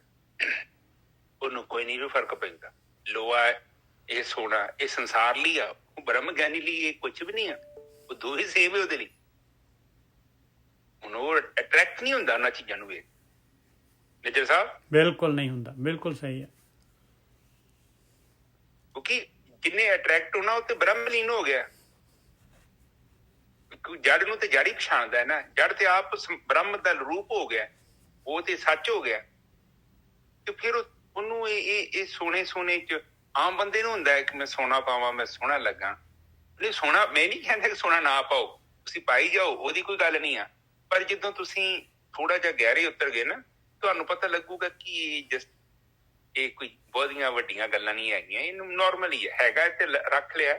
ਪਰ ਹੁਣ ਅਟਰੈਕਸ਼ਨ ਖਤਮ ਹੋ ਗਈ, ਜਿਹੜੀ ਚਮਕ ਪੈਂਦੀ ਸੀ ਨਾ, ਖਿੱਚਦਾ ਸੀ, ਤਾਂ ਹੁਣ ਖਿੱਚੇਗਾ ਨਹੀਂ। ਹਾਂਜੀ ਨੇ ਜੋ ਉਹਨੂੰ ਨਾ ਸੋਨੇ ਨੂੰ ਪਾਓ, ਪਰ ਸੋਨੇ ਨੂੰ ਤਨ ਦੇ ਵਿੱਚ ਪਾਓ, ਤਨ ਦੇ ਉੱਤੇ ਪਾ ਲਓ, ਮਨ ਦੇ ਉੱਤੇ ਨਾ ਪਾਓ। ਬਸ ਇੰਨੀ ਕੀ ਬੇਨਤੀ ਹੈ। ਹਾਂਜੀ, ਤੇਰਾ ਜਨ ਏਕ ਆਦ ਕੋਈ, ਕਹਿੰਦੇ ਭਾਈ ਇਹ ਜਿਹਾ ਜਿਹੜਾ ਇਹ ਰੂਲਸ ਨੂੰ ਫਾਲੋ ਕਰਨ ਵਾਲਾ ਜਿਹੜਾ ਹੈਗਾ, ਤੈਨੂੰ ਸਮਰਪਿਤ ਜਿਹੜਾ ਹੈਗਾ, ਤੇਰੇ ਰਸਤੇ ਤੇ ਚੱਲਣ ਵਾਲਾ ਜਿਹੜਾ ਹੈਗਾ, ਕਹਿੰਦੇ ਬਹੁਤ ਹੀ ਟਾਵਾਂ ਬੰਦਾ ਹੈ, ਬਹੁਤ ਟਾਵਾਂ ਚੱਲਦਾ ਹੈ, ਬਹੁਤ ਰੇਅਰ ਚੱਲਦਾ ਹੈ, ਬਹੁਤ ਹੀ ਘੱਟ। ਕੋਈ ਵੀ ਨਹੀਂ ਚਾਹੁੰਦਾ ਇਹ ਚੀਜ਼ਾਂ ਜਿਹੜੀਆਂ ਉੱਪਰ ਦੱਸੀਆਂ ਹੈ। ਕਬੀਰ ਜੀ ਦਾ ਪਤਾ ਨਹੀਂ ਕਿਹਦਾ, ਕਬੀਰ ਜੀ ਕਹਿੰਦੇ, ਕਬੀਰ ਜੀ ਕੋਈ ਨਹੀਂ ਚਾਹੁੰਦਾ, ਕੋਈ ਨਹੀਂ ਚਾਹੁੰਦਾ। ਦੇਖ ਲਓ ਕਬੀਰ ਜੀ ਕਹਿ ਰਹੇ ਆ, ਕਨਕਲੂਜ਼ਨ ਦੇ ਰਿਹਾ, ਕਹਿੰਦੇ ਕੋਈ ਚਾਹੁੰਦਾ ਹੀ ਨਹੀਂ ਹੈ ਭਾਈ ਇਸ ਰਸਤੇ ਤੇ ਤੁਰਨਾ। ਤੇਰਾ ਜਨ ਏਕ ਆਦ ਕੋਈ ਟਾਵਾਂ ਬੰਦਾ ਤੁਰਦਾ ਹੈ। ਕਿਉਂਕਿ ਅੱਗੇ ਹੋਰ ਫਿਰ ਜਿਹੜੇ ਹੈਗੇ ਕਹਿੰਦੇ ਕਾਮ ਕ੍ਰੋਧ ਲੋਭ ਮੋਹ ਵਿਵਰਜਿਤ ਹਰ ਪਦ ਚੀਨੈ ਸੋਈ, ਕਹਿੰਦੇ ਆ ਵੀ ਵਿਵਰਜਿਤ ਆ ਕਾਮ ਕ੍ਰੋਧ ਲੋਭ ਮੋਹ ਹੰਕਾਰ। ਫਿਰ ਜਿਹੜਾ ਜੀਵਨ ਦੇ ਵਿੱਚ ਰਸ ਕੀ ਰਹਿ ਜਾਊਗਾ? ਕਿਹੜਾ ਛੱਡਣਾ ਚਾਹੂਗਾ ਭਾਈ? ਕਿਹੜਾ ਜਿਹੜਾ ਹੈਗਾ ਇਹਨਾਂ ਦੇ ਵੱਲ ਗਤੀ ਨਾ ਕਰੂਗਾ? ਕਹਿੰਦੇ ਪਰ ਜਿਹੜਾ ਇਹਨਾਂ ਤੇ ਸੰਕੋਚ ਕਰੂਗਾ, ਜਿਹੜਾ ਇਹਨਾਂ ਨੂੰ ਜਿਹੜਾ ਹੈਗਾ ਜ਼ਰੂਰਤ ਦੇ ਅਨੁਸਾਰ ਯੂਜ਼ ਕਰੇਗਾ, ਨੀਡ ਰੱਖੇਗਾ, ਗ੍ਰੀਡ ਨਹੀਂ ਬਣਾਏਗਾ, ਉਹ ਹਰ ਪਦ ਚੀਨ ਲਏਗਾ, ਉਹ ਪਹੁੰਚ ਜਾਏਗਾ ਜਿਹਦੀ ਗੱਲ ਕਬੀਰ ਜੀ ਕਰ ਰਹੇ ਆ, ਚੌਥੇ ਪਦ ਤੇ ਪਹੁੰਚ ਜਾਏਗਾ ਭਾਈ, ਤੁਰੀ ਅਵਸਥਾ 'ਚ ਪਹੁੰਚ ਜਾਏਗਾ, ਤ੍ਰੈਗੁਣੀ ਮਾਇਆ ਤੋਂ ਤਮੋ ਰਜੋ ਸਤੋ ਤੋਂ ਉੱਪਰ ਉੱਠ ਜਾਏਗਾ। ਹਾਂਜੀ ਵੀਰ ਜੀ ਰਹਾਓ। ਹਾਂਜੀ, ਉਹ ਕਹਿੰਦੇ ਨਾ ਕਿ ਅੰਗੂਰੀ ਘਾ ਕੌਣ ਛੱਡਣਾ ਚਾਹੁੰਦਾ? ਪੜ੍ਹ ਕੇ ਲਿਖਿਆ ਇਹਨਾਂ ਨੇ, ਬਿਲਕੁਲ ਕਿ ਅੰਗੂਰੀ ਘਾ ਹੈ, ਬੜੀ ਸਵਾਦ ਹੈ, ਹੂੰ, ਇਹਨੂੰ ਛੱਡਣਾ ਕੌਣ ਚਾਹੁੰਦਾ? ਭਾਵੇਂ ਢਿੱਡ ਪਾੜ ਜੇ, ਭਾਵੇਂ ਫੂਹ ਹੋ ਜੇ, ਹੂੰ, ਪਰ ਬੰਦਾ ਇਹ ਖਾਈ ਜਾਂਦਾ। ਉਹ ਹਿਸਾਬ ਹੈ ਇੱਥੇ। ਫਿਰ ਆਪਾਂ ਨੂੰ ਸਮਝਾ ਰਹੇ ਕਾਮ ਕ੍ਰੋਧ ਲੋਭ ਮੋਹ ਵਿਵਰਜਿਤ ਵਿਵਰਜਿਤ ਹਰ ਪਦ ਚੀਨੇ ਸੋਈ। ਦੇਖੋ 13 ਜਨ ਉੱਤੇ ਲਿਖਿਆ, 13 ਜਨ ਏਕ ਆਦ ਕੋਈ, ਇੱਥੇ ਭੀੜ ਦੀ ਗੱਲ ਤੇ ਨਹੀਂ ਹੋਈ। ਇਹ ਤੋਂ ਉੱਪਰ ਵੇਖੋ ਲੋਹਾ ਕੰਚਨ ਸਮ ਕਰ ਜਾਣੇ ਇਹ ਮੂਰਤ ਭਗਵਾਨਾ। ਜਿਹਦੀ ਨਜ਼ਰ ਤੇ ਸੋਨਾ ਤੇ ਲੋਹੇ ਦੇ ਵਿੱਚ ਕੋਈ ਭੇਦ ਭਾਵ ਨਹੀਂ ਹੈ, ਜਿਹੜੀ ਇਹਦੀ ਸਮ ਦ੍ਰਿਸ਼ਟੀ ਹੋ ਗਈ ਹੈ, ਜਿਹਨੂੰ ਸੰਸਾਰ ਦਾ ਗਿਆਨ ਹੋ ਗਿਆ, ਜਿਹੜਾ ਆਤਮਾ ਚ ਲੀਨ ਹੋ ਗਿਆ, ਉਹ ਹੈ ਪ੍ਰਮਾਤਮਾ ਦਾ ਜਨ। ਇਹ ਭੀੜ ਨਹੀਂ ਜਨ। ਉੱਥੇ ਫਿਰ ਉਹ ਕਹਿੰਦੇ ਜਨ ਦਾ ਮਤਲਬ ਪਤਾ ਕੀ ਗੋਰਖੀ ਸਾਹਿਬ? ਜਨ ਦਾ ਮਤਲਬ ਹੈਗਾ ਬਈ ਇਸ ਰਸਤੇ ਤੇ ਤੁਰਨ ਵਾਲਾ। ਆਹੋ, ਤੇ ਹੁਣ ਇੱਥੇ ਆਪਣੇ ਵਰਗੇ ਮੇਰੇ ਵਰਗੇ ਵੇਖ ਕੇ ਭੀੜ ਦੇ ਨਾਲ ਟਰੱਕ ਤੇ ਚੜ ਕੇ ਬਹਿ ਜਾਂਦੇ, ਚਲੋ ਬਾਬਾ ਜੀ ਕੋਲ। ਆਪਣੇ ਵਰਗੇ ਤਾਂ ਦਾਲ ਫੁਲਕਾ ਹੀ ਛਕਣ ਵਾਲੇ ਆ, ਲੰਗਰ ਦੇ ਵਿੱਚ ਹੀ ਜਿਹੜੇ ਹੈਗੇ ਦੇਖਣ ਵਾਲੇ ਹੈਗੇ। ਉੱਥੇ ਕਈ ਸਾਡੇ ਵਰਗੇ ਪਹੁੰਚ ਜਾਂਦੇ, ਮੇਰੇ ਵਰਗੇ ਬਿੰਦੇ ਬਾਬਾ ਜੀ ਉਹ ਲੰਗਰ ਬੜਾ ਵਧੀਆ ਬਣਿਆ। ਅੱਛਾ ਕੀ ਬਣਾਇਆ ਸੀ? ਉਹ ਪੂੜੀਆਂ ਸੀ ਭਾਈ, ਆਲੂ ਗੋਭੀ। ਹੁਣ ਮੈਂ ਤੁਹਾਡੇ ਗੱਲਾਂ ਕਰਦਾ, ਵੇਖੋ ਤੁਹਾਡੀ ਜ਼ੁਬਾਨ 'ਚ ਪਾਣੀ ਆ ਜਾਣਾ। ਪੂੜੀਆਂ ਬਹੁਤ ਸਵਾਦ ਸੀ, ਛੋਲੇ ਬਹੁਤ ਸਵਾਦ ਸੀ, ਵਿੱਚ ਕਹਿੰਦੇ ਇਹ ਅਚਾਰ ਬੜੀ ਕਿਸਮ ਦੇ। ਭੋਜਨ ਦੀ ਗੱਲ ਕਰਕੇ ਬੰਦਾ ਤੇ ਡਿੱਗ ਜਾਂਦਾ ਉੱਥੇ, ਜਦ ਕਿ ਉੱਥੇ ਮਨ ਦੀ ਖੁਰਾਕ ਲੱਭਣ ਜਾਣਾ ਸੀ ਆਪਾਂ, ਪਰ ਆਪਾਂ ਤਨ ਦੀ ਖੁਰਾਕ ਲੱਭ ਕੇ ਖਾ ਕੇ ਘਰ ਆ ਜਾਂਦੇ ਹਾਂ। ਉਹ ਜ਼ਿਆਦਾਤਰ ਲੋਕ ਇਸੇ ਕਰਕੇ ਹੀ ਜਾਂਦੇ। ਤਾਂ ਇਹ ਚੀਜ਼ ਨੂੰ ਆਪ ਸਮਝੀਏ। ਉਹ ਕਹਿੰਦੇ ਲੋਹਾ ਕੰਚਨ ਸਮ ਕਰ ਜਾਣੇ ਇਹ ਮੂਰਤ ਭਗਵਾਨ। ਜਿਹੜਾ ਲੋਹੇ ਨੂੰ ਕੰਚਨ ਨੂੰ ਸੇਮ ਸਮਝਦਾ ਹੈ, ਸਮ ਸਮਝਦਾ ਹੈ, ਸਮ ਦਾ ਮਤਲਬ ਉਹਦੇ ਲਈ ਉਹ ਸਾਰਾ ਸੇਮ ਹੈ, ਉਹਨੂੰ ਪਦਾਰਥ ਨਹੀਂ ਖਿੱਚਦੇ। ਕੌਣ ਫਿਰ ਹੁੰਦਾ ਹੈ? ਉਹ ਭਗਵਾਨ ਦੀ ਮੂਰਤੀ ਹੁੰਦਾ ਹੈ। ਠੀਕ ਹੈ ਨਾ ਜੀ ਸਾਹਿਬ? ਬਿਲਕੁਲ ਆਹੋ, ਵੱਡੀ ਗੱਲ ਹੈ, ਕਾਫੀ ਵੱਡੀ ਗੱਲ ਕਹਿ ਗਏ ਨੇ ਉਹ। ਇਹ ਪੜ੍ਹਨੀ ਸੌਖੀ ਹੈ, ਇਹ ਕਰਨੀ ਬਹੁਤ ਔਖੀ ਹੈ, ਪਰ ਹੋ ਜਾਂਦੀ ਹੈ। ਤੁਸੀਂ ਭਗਤੀ ਕਰੋਗੇ ਆਪਣੇ ਆਪ ਹੀ ਹੋ ਜਾਣੀ, ਤੁਹਾਨੂੰ ਕੁਛ ਕਰਨ ਦੀ ਲੋੜ। ਇਹ ਕਹਿੰਦੇ 13 ਜਨ ਏਕ ਆਦ ਕੋਈ। ਫਿਰ ਕਹਿੰਦੇ ਏਦਾਂ ਦਾ ਬੰਦਾ ਕੋਈ ਜਾਵਾ ਨਹੀਂ, ਜਿਆਦਾ ਭੀੜ ਨਹੀਂ ਹੈਗੀ। ਇੱਕ ਅੱਧਾ, ਇੱਕ ਵੀ ਨਹੀਂ ਕਹਿੰਦੇ, ਅੱਧਾ ਕਹਿੰਦੇ ਏਕ ਆਦ। ਹੋ ਸਕਦਾ ਕਿ ਅੱਧਾ ਹੀ ਹੋਵੇ, ਪਰ ਘੱਟ ਨਹੀਂ, ਜ਼ਿਆਦਾ ਨਹੀਂ ਹੈਗੇ। ਅੱਧੇ ਦਾ ਮਤਲਬ ਹੈਗਾ ਬਈ ਗੋਰਖੀ ਸਾਹਿਬ ਬਈ ਬਹੁਤ ਹੀ ਰੇਅਰ ਕਹਿੰਦੇ ਆ ਬਈ ਇਹਦੇ ਚ ਬਹੁਤ ਜ਼ਿਆਦਾ ਜਿਹੜਾ ਹੈਗੇ ਨਾ, ਬਹੁਤ ਰੇਅਰ ਹੈਗਾ ਇਸ ਰਸਤੇ ਤੇ ਤੁਰਨ ਵਾਲੇ। ਤੈਨੂੰ ਤਾਂ ਕਹਿੰਦੇ ਕੋਟਨ ਮੇ ਕਈ ਵਾਰੀ ਜਗ੍ਹਾ ਕਿ ਉਹਨਾਂ ਨੇ ਲੱਭਿਆ ਵਾ, ਉਹਨਾਂ ਨੇ ਬੰਦੇ ਲੱਭਣ ਦੀ ਕੋਸ਼ਿਸ਼ ਕੀਤੀ ਹੈ। ਇਹ ਲੱਭੀਏ, ਇਹਨਾਂ ਨੂੰ ਗਿਆਨ ਕਰਾਈਏ, ਬੰਦੇ ਕਿੱਥੇ ਗਏ? ਤੁਸੀਂ ਵੀ ਲੱਭਦੇ ਸੀਗੇ ਗੋਰਖੀ ਸਾਹਿਬ, ਤੁਹਾਡਾ ਵੀ ਮੈਂ ਪੜਿਆ ਆ, ਤੁਹਾਨੂੰ ਵੀ ਨਹੀਂ ਲੱਭੇ। ਮੈਨੂੰ ਨਹੀਂ ਲੱਭੇ, ਮੈਂ ਹਾਰ ਕੇ ਬਹਿ ਗਿਆ।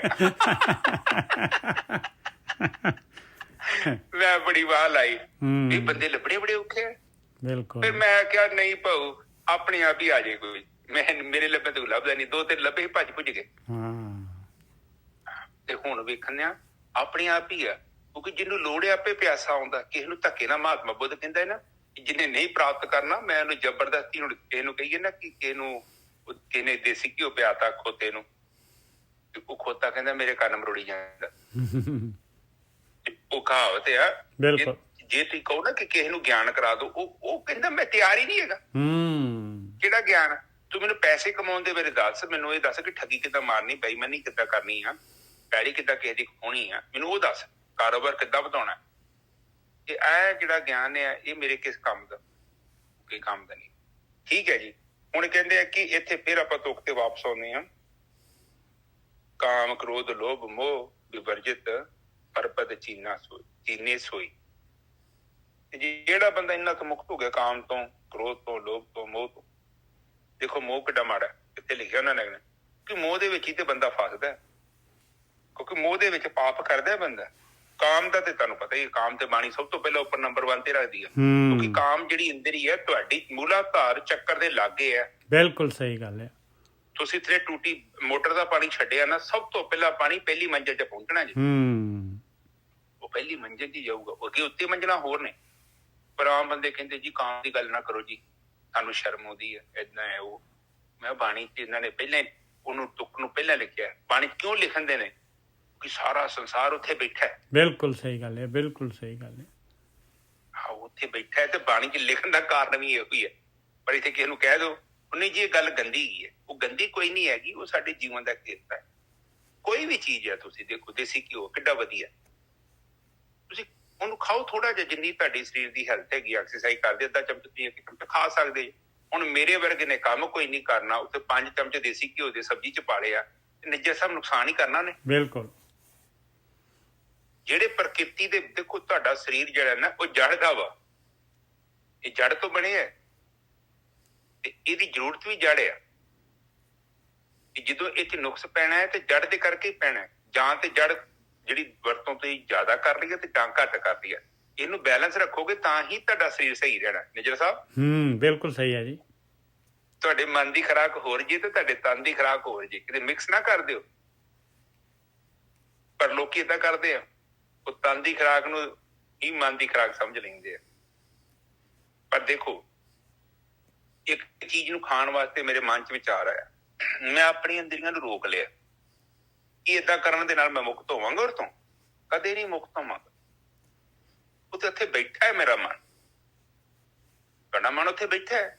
ਤੁਸੀਂ ਲੈ ਜੋ ਉਹਨੂੰ ਘਰੇ, ਬੱਚੇ ਛੋਟੇ ਜਿਹੇ ਬੱਚੇ ਨੂੰ ਕਿ ਟੌਫੀ ਨਹੀਂ ਖਾਣੀ, ਉਹ ਕਹਿੰਦਾ ਮੈਂ ਇਹਨੂੰ ਤੂੰ ਲੈ ਤੇ ਆਇਆ ਧੂਕੇ, ਪਰ ਮੈਂ ਬੈਠਾ ਉੱਥੇ ਦੁਕਾਨ ਤੇ ਜਿੱਥੇ ਚਾਕਲੇਟ ਮਿਲਦੀਆਂ ਨੇ। ਨਿੱਜਰ ਸਾਹਿਬ ਬਿਲਕੁਲ ਸਹੀ ਆ।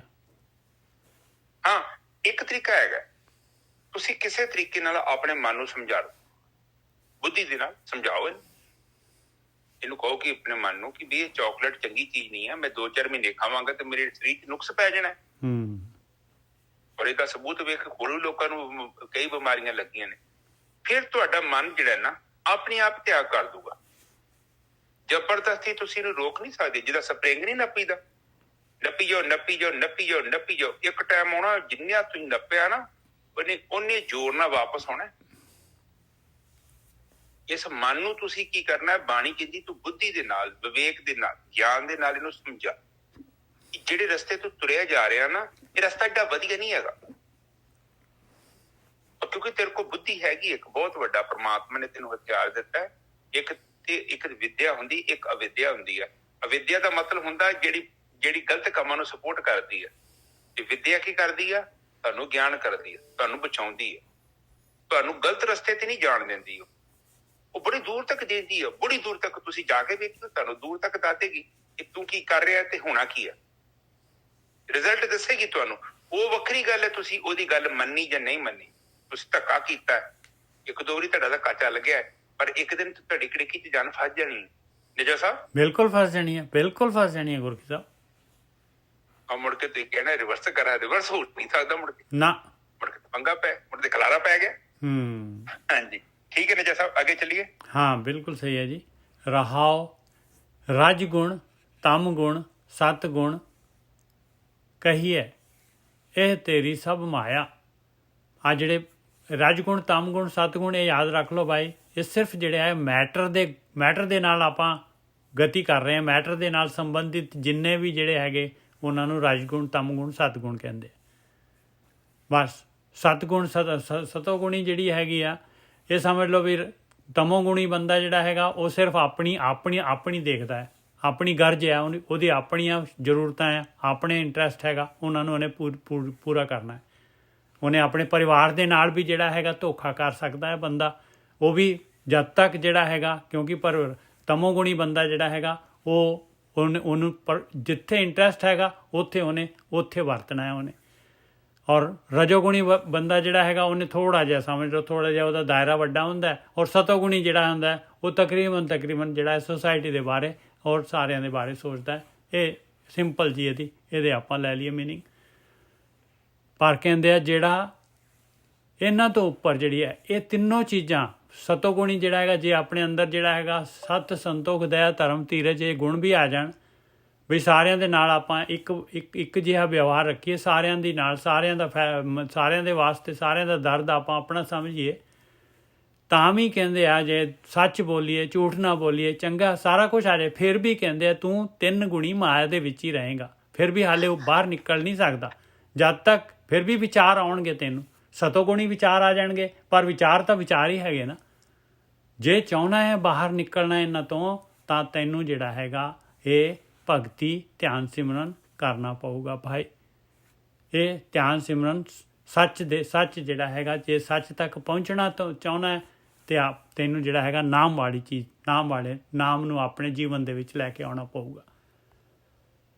ਰਜ ਗੁਣ, ਤਮ ਗੁਣ, ਸਤ ਗੁਣ ਕਹੀਏ, ਇਹ ਤੇਰੀ ਸਭ ਮਾਇਆ, ਚੌਥੇ ਪਦ ਕੋ ਜੋ ਨਰ ਚੀਨੈ, ਤਿਨ ਹੀ ਪਰਮ ਪਦ ਪਾਇਆ। ਚੌਥੇ ਪਦ ਨੂੰ ਜਿਹੜਾ ਪਹੁੰਚਦਾ ਹੈ ਭਾਈ, ਚੀਨਣਾ ਤਾਂ ਉਸੇ ਨੇ ਹੈ ਜਿਹੜਾ ਕਿ ਉਸ ਪਾਸੇ ਨੂੰ ਜਾ ਰਿਹਾ ਹੈ, ਉਸ ਪਾਸੇ ਨੂੰ ਗਤੀ ਕਰ ਰਿਹਾ ਹੈ, ਉਸ ਪਾਸੇ ਸਵਾਸ ਲਗਾ ਰਿਹਾ ਹੈ, ਤੇ ਉਹਨੇ ਕਹਿੰਦੇ ਆ ਉਹ ਪਰਮ ਪਦ ਪਾ ਲਿਆ। 3 ਗੁਣੀ ਮਾਇਆ ਜਿਹੜੀ ਹੈਗੀ, ਜਿਹੜੀ ਗੇਮ ਪਾਈ ਸੀ ਮਾਲਕ ਨੇ, ਉਸ ਗੇਮ ਨੂੰ ਜਿੱਤ ਲਿਆ ਉਹਨੇ। ਉਹ ਇਹ ਕੈਦ ਚੋਂ, ਪ੍ਰਕਿਰਤੀ ਦੀ ਕੈਦ ਚੋਂ ਬਾਹਰ ਆ ਗਿਆ। ਹਾਂਜੀ ਵੀਰ ਜੀ। ਹਾਂਜੀ ਠੀਕ ਹੈ ਜੀ। ਸਾਧ ਸੰਗਤ ਜੀ, ਆਪ ਜੀ ਨੇ ਪਹਿਲਾਂ ਵੀ ਸੁਣਿਆ ਸੀ ਇੱਕ ਦਿਨ। ਆਵਾਜ਼ ਬੰਦ ਹੋ ਗਈ ਗੁਰਕੀ ਸਾਹਿਬ। ਹਾਂ ਵਿੱਚ ਫੋਨ ਕਰੀ ਜਾਂਦਾ। ਹਾਂਜੀ। ਇੱਕ ਬਾਣੀ ਤੇ ਲਿਖਿਆ ਕਿ ਤੂੰ ਬਹੁਤ ਵਧੀਆ ਪਿਓ ਆ, ਤੂੰ ਬੜੀ ਵਧੀਆ ਮਾਂ ਆ, ਹਾਂ, ਤੂੰ ਬੜਾ ਵਧੀਆ ਪੋਤੇ ਆ, ਬਹੁਤ ਸਾਰੇ ਕੰਮ ਤੇਰੇ ਓਕੇ ਰਿਪੋਰਟ ਹੈ, ਤੂੰ ਪਿੰਡ ਦੇ ਵਿੱਚ ਬਹੁਤ ਵਧੀਆ ਕੰਮ ਕਰ ਰਿਹਾ, ਲੋਕ ਬਹੁਤ ਤੈਨੂੰ ਲਾਈਕ ਕਰਦੇ ਨੇ, ਕਿਉਂਕਿ ਤੂੰ ਮਤਲਬ ਕਲਿਆਣ ਦੇ ਕੰਮ ਕਰਦਾ ਹੈ, ਭਲੇ ਦੇ ਕੰਮ ਕਰ ਰਿਹਾ, ਲੋਕ ਸੇਵਾ, ਸਮਾਜ ਦੀ ਸੇਵਾ, ਪਿੰਡ ਦੀ ਸੇਵਾ, ਸ਼ਹਿਰ ਦੀ ਸੇਵਾ, ਮਨੁੱਖਤਾ ਦੀ ਸੇਵਾ, ਤੂੰ ਜੋ ਮਰਜ਼ੀ ਕਰ ਰਿਹਾ। ਪਰ ਜੇ ਤੂੰ ਆਤਮਾ ਨੂੰ ਨਹੀਂ ਨਾ ਜਾਣਿਆ, ਇਹ ਤੇਰਾ ਸਤੋਗੁਣ ਚ ਹੀ ਆ ਜਾਂਦਾ ਹੈ। ਸਤੋਗੁਣ ਦਾ ਮਤਲਬ ਹੀ ਕਿ ਤੂੰ ਜੜ ਚ ਹੀ ਰਹਿ ਗਿਆ, ਤੂੰ ਉੱਥੇ ਨਹੀਂ ਪਹੁੰਚਿਆ ਜਿੱਥੇ ਤੂੰ ਜਾਣਾ ਸੀ। ਨਿਜਰ ਸਾਹਿਬ ਬਿਲਕੁਲ ਸਹੀ ਹੈ ਗੋਰਖੀ ਸਾਹਿਬ। ਔਰ ਐਕਚੁਅਲ ਦੇਖੀਏ ਤੇ ਪਰਮਾਤਮਾ ਦਾ ਇਨਸਾਫ ਹੈ ਗੋਰਖੀ ਸਾਹਿਬ। ਆਪਾਂ ਜਿਹੜੇ ਹੈਗੇ ਇਹ ਗੁਣ ਜਿਹੜੇ ਹੈਗੇ, ਸਾਰੇ ਗੁਣ ਆਪਾਂ ਜੜ ਦੇ ਨਾਲ ਤਾਂ ਜਿਹੜੇ ਹੈਗੇ, ਜੜ ਵਾਸਤੇ ਜਿਹੜੇ ਹੈਗੇ ਸਤੋਗੁਣੀ, ਆਪਾਂ ਕਾਹਦੇ ਵਾਸਤੇ ਆ? ਦੂਸਰਿਆਂ ਦੇ ਵਾਸਤੇ ਜਿਹੜਾ ਹੈਗਾ, ਸੰਸਾਰ ਦੇ ਵਾਸਤੇ ਹੀ ਹੈਗੇ ਸਾਰੇ। ਪਰਮਾਤਮਾ ਦੇ ਵਾਸਤੇ ਜਾਂ ਜਿਹੜਾ ਹੈਗਾ ਇਸਕੋ ਨਿਰੰਕਾਰ ਦੇ ਵਾਸਤੇ, ਜਾਂ ਤਾਂ ਉਹ ਜਿਹੜੇ ਚੌਥੇ ਪਦ ਦੇ ਵਾਸਤੇ ਤਾਂ ਆਪਾਂ ਕੁਛ ਨਹੀਂ ਕਰ ਰਹੇ। ਉਹ ਤਾਂ ਡਿਮਾਂਡ ਹੀ ਨਹੀਂ ਹੈ ਆਪਣੀ, ਉਹ ਤਾਂ ਆਪਣੀ ਇੱਛਾ ਹੀ ਨਹੀਂ। ਆਪਾਂ ਤਾਂ ਸੰਸਾਰ ਦੇ ਵਿੱਚ ਹੀ ਵਧੀਆ ਤਰੀਕੇ ਨਾਲ ਰਹਿ ਰਹੇ ਹਾਂ। ਉਹ ਤਾਂ ਹੈ ਫਿਰ ਮਾਲਕ ਇਹ ਜਿਹੜਾ ਹੈਗਾ ਇਹ ਇਸ ਤਰ੍ਹਾਂ ਕਿਸ ਤਰ੍ਹਾਂ ਹੋ ਸਕਦਾ ਹੈ ਕਿ ਆਪਾਂ ਨੂੰ ਜਿਹੜਾ ਹੈਗਾ ਸੰਸਾਰ ਦੇ ਨਾਲ, ਆਪਾਂ ਜਿਹੜੇ ਸੰਸਾਰ ਦੇ ਵਿੱਚ ਗਤੀ ਕਰਕੇ ਸੰਸਾਰ ਦੇ ਵਾਸਤੇ ਤੇ ਆਪਾਂ ਜਿਹੜਾ ਨਿਰੰਕਾਰ ਨੂੰ ਪਾ ਲਈਏ। ਉਹ ਕਹਿੰਦਾ ਵੀ ਮੇਰੇ ਕੋਲ ਆਉਣਾ ਹੈ ਤੇ ਭਾਈ ਆ ਸੰਸਾਰ ਨੂੰ ਜਿਹੜਾ ਹੈਗਾ ਗੇਮ ਪਾਈ ਹੋਈ ਆ, ਇਸ ਗੇਮ ਨੂੰ ਜਿਹੜਾ ਹੈਗਾ ਇਹਨੂੰ ਨਿਊਟਰਲ ਕਰਨਾ ਪੈਣਾ ਹੈ ਤੈਨੂੰ। ਇਹ ਗੇਮ ਜਿਹੜੀ ਬੁੱਝਣੀ ਪੈਣੀ ਹੈ, ਔਰ ਇਹਨੂੰ ਜਿਹੜਾ ਹੈਗਾ ਤਾਂ ਤੂੰ ਮੇਰੇ ਵੱਲ ਆ ਸਕਦਾ ਜੇ ਤੇਰੇ ਅੰਦਰ ਇਹ ਪੂਰੀ ਦੀ ਪੂਰੀ ਸੰਸਾਰ ਜਿਹੜਾ ਹੈਗਾ ਇਹਦੇ ਉੱਪਰ ਤਰੇਗਾ ਤਾਂ। ਹਾਂਜੀ ਵੀਰ ਜੀ। ਹਾਂਜੀ, ਇਹ ਸਤੋਗੁਣ ਦੇ ਵਿੱਚ ਵੀ ਵਿਚਾਰ ਨੇ। ਵਿਚਾਰ ਮੰਡਲ ਜੀ ਬੰਦਾ ਜੀਵਨ ਬਤੀਤ ਕਰਦਾ ਹੈ, ਉਹਦੇ ਮਨ ਚ ਹੁੰਦਾ ਕਿ ਉਹ ਸੰਸਾਰ ਦੇ ਵਿੱਚ ਚੰਗੇ ਗੁਣ ਕਰਨਾ ਚਾਹੁੰਦਾ। ਚੰਗੇ ਗੁਣ ਕਰਨਾ ਵੀ ਜਿਹੜਾ ਹੈ ਨਾ, ਗਿਆਨ ਤੋਂ ਬਿਨਾਂ ਜਿਹੜਾ ਤੁਸੀਂ ਕਰਦੇ ਜੋ ਨਾ ਕੰਮ, ਕੋਈ ਵੀ ਤੁਸੀਂ ਕੰਮ ਕਰਦੇ, ਇਹਨੇ ਤੁਹਾਨੂੰ ਫਲ ਦੇਣਾ। 2 ਕਿਸਮ ਦੇ ਫਲ ਮਿਲਦੇ ਨੇ। ਇੱਕ ਫਲ ਮਿਲਦਾ ਹੈ ਚੰਗਾ ਤੇ ਇੱਕ ਫਲ ਮਿਲਦਾ ਹੈ ਮਾੜਾ। ਜੇ ਆਪ ਚੰਗੇ ਕੰਮ ਕਰ ਰਹੇ ਜੋ ਤੇ ਤੁਹਾਨੂੰ ਚੰਗਾ ਹਉਮੈ ਦੇ ਵਿੱਚ ਬੰਦਾ ਬੈਠਾ ਹੁੰਦਾ, ਉਹ ਵੀ ਇੱਕ ਸੂਖਮ ਹਉਮੈ ਹੁੰਦੀ।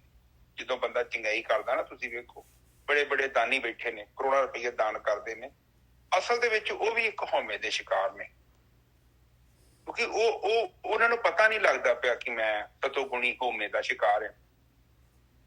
ਇਹ ਹੈ ਵਾ ਸੱਚ ਹੈਗਾ। ਪਰ ਉਹ ਅਸਲ ਦੇ ਵਿੱਚ ਜਿਹੜੀ ਸਾਡੀ ਜਿਹੜੀ ਜ਼ਿੰਦਗੀ ਦੀ ਜਿਹੜੀ ਅਸਲੀ ਜਿਹੜੀ ਮਤਲਬ ਮੰਜ਼ਿਲ ਹੈਗੀ ਆ, ਉਹ ਮੰਜ਼ਿਲ ਹੈ ਰਜੋ ਗੁਣ, ਤਮੋ ਗੁਣ, ਸਤੋ ਗੁਣ ਤੋਂ ਅੱਗੇ ਲੰਘਣਾ। ਇਹਨਾਂ ਤਿੰਨਾਂ ਗੁਣਾਂ ਦੇ ਵਿੱਚ ਪ੍ਰਕਿਰਤੀ ਬੈਠੀ ਆ। ਪ੍ਰਕਿਰਤੀ ਕੀ ਕਰਦੀ ਆ? ਜਿਹੜਾ ਰਜੋ ਗੁਣ ਚ ਬੈਠਾ ਉਹ ਰਾਜਾ ਭਾਵ, ਉਹ ਰਾਜੋ ਗੁਣ ਦਾ ਮਤਲਬ ਕਿ ਸੁੱਖ ਚਾਹੁੰਦਾ, ਸਹੂਲਤਾਂ ਚਾਹੁੰਦਾ।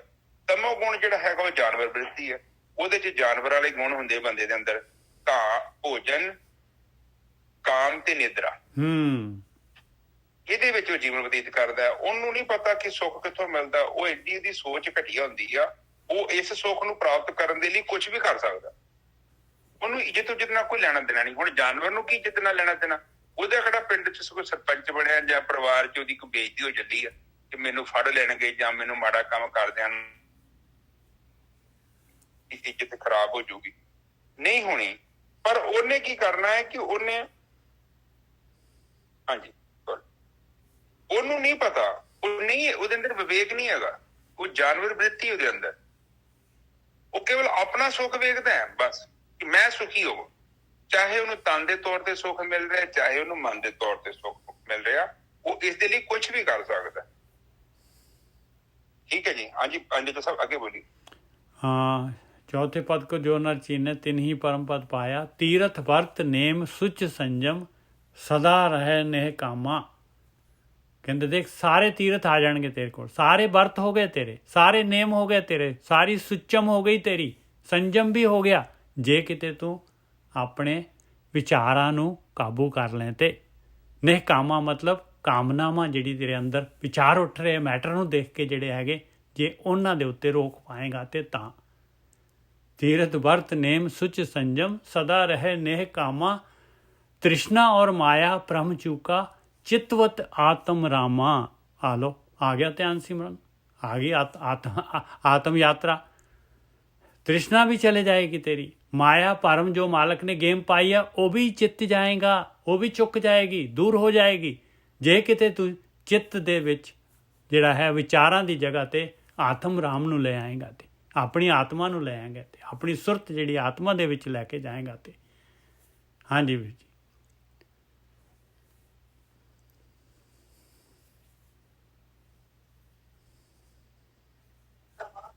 ਹਾਂਜੀ ਨਿਜਰ ਸਾਹਿਬ।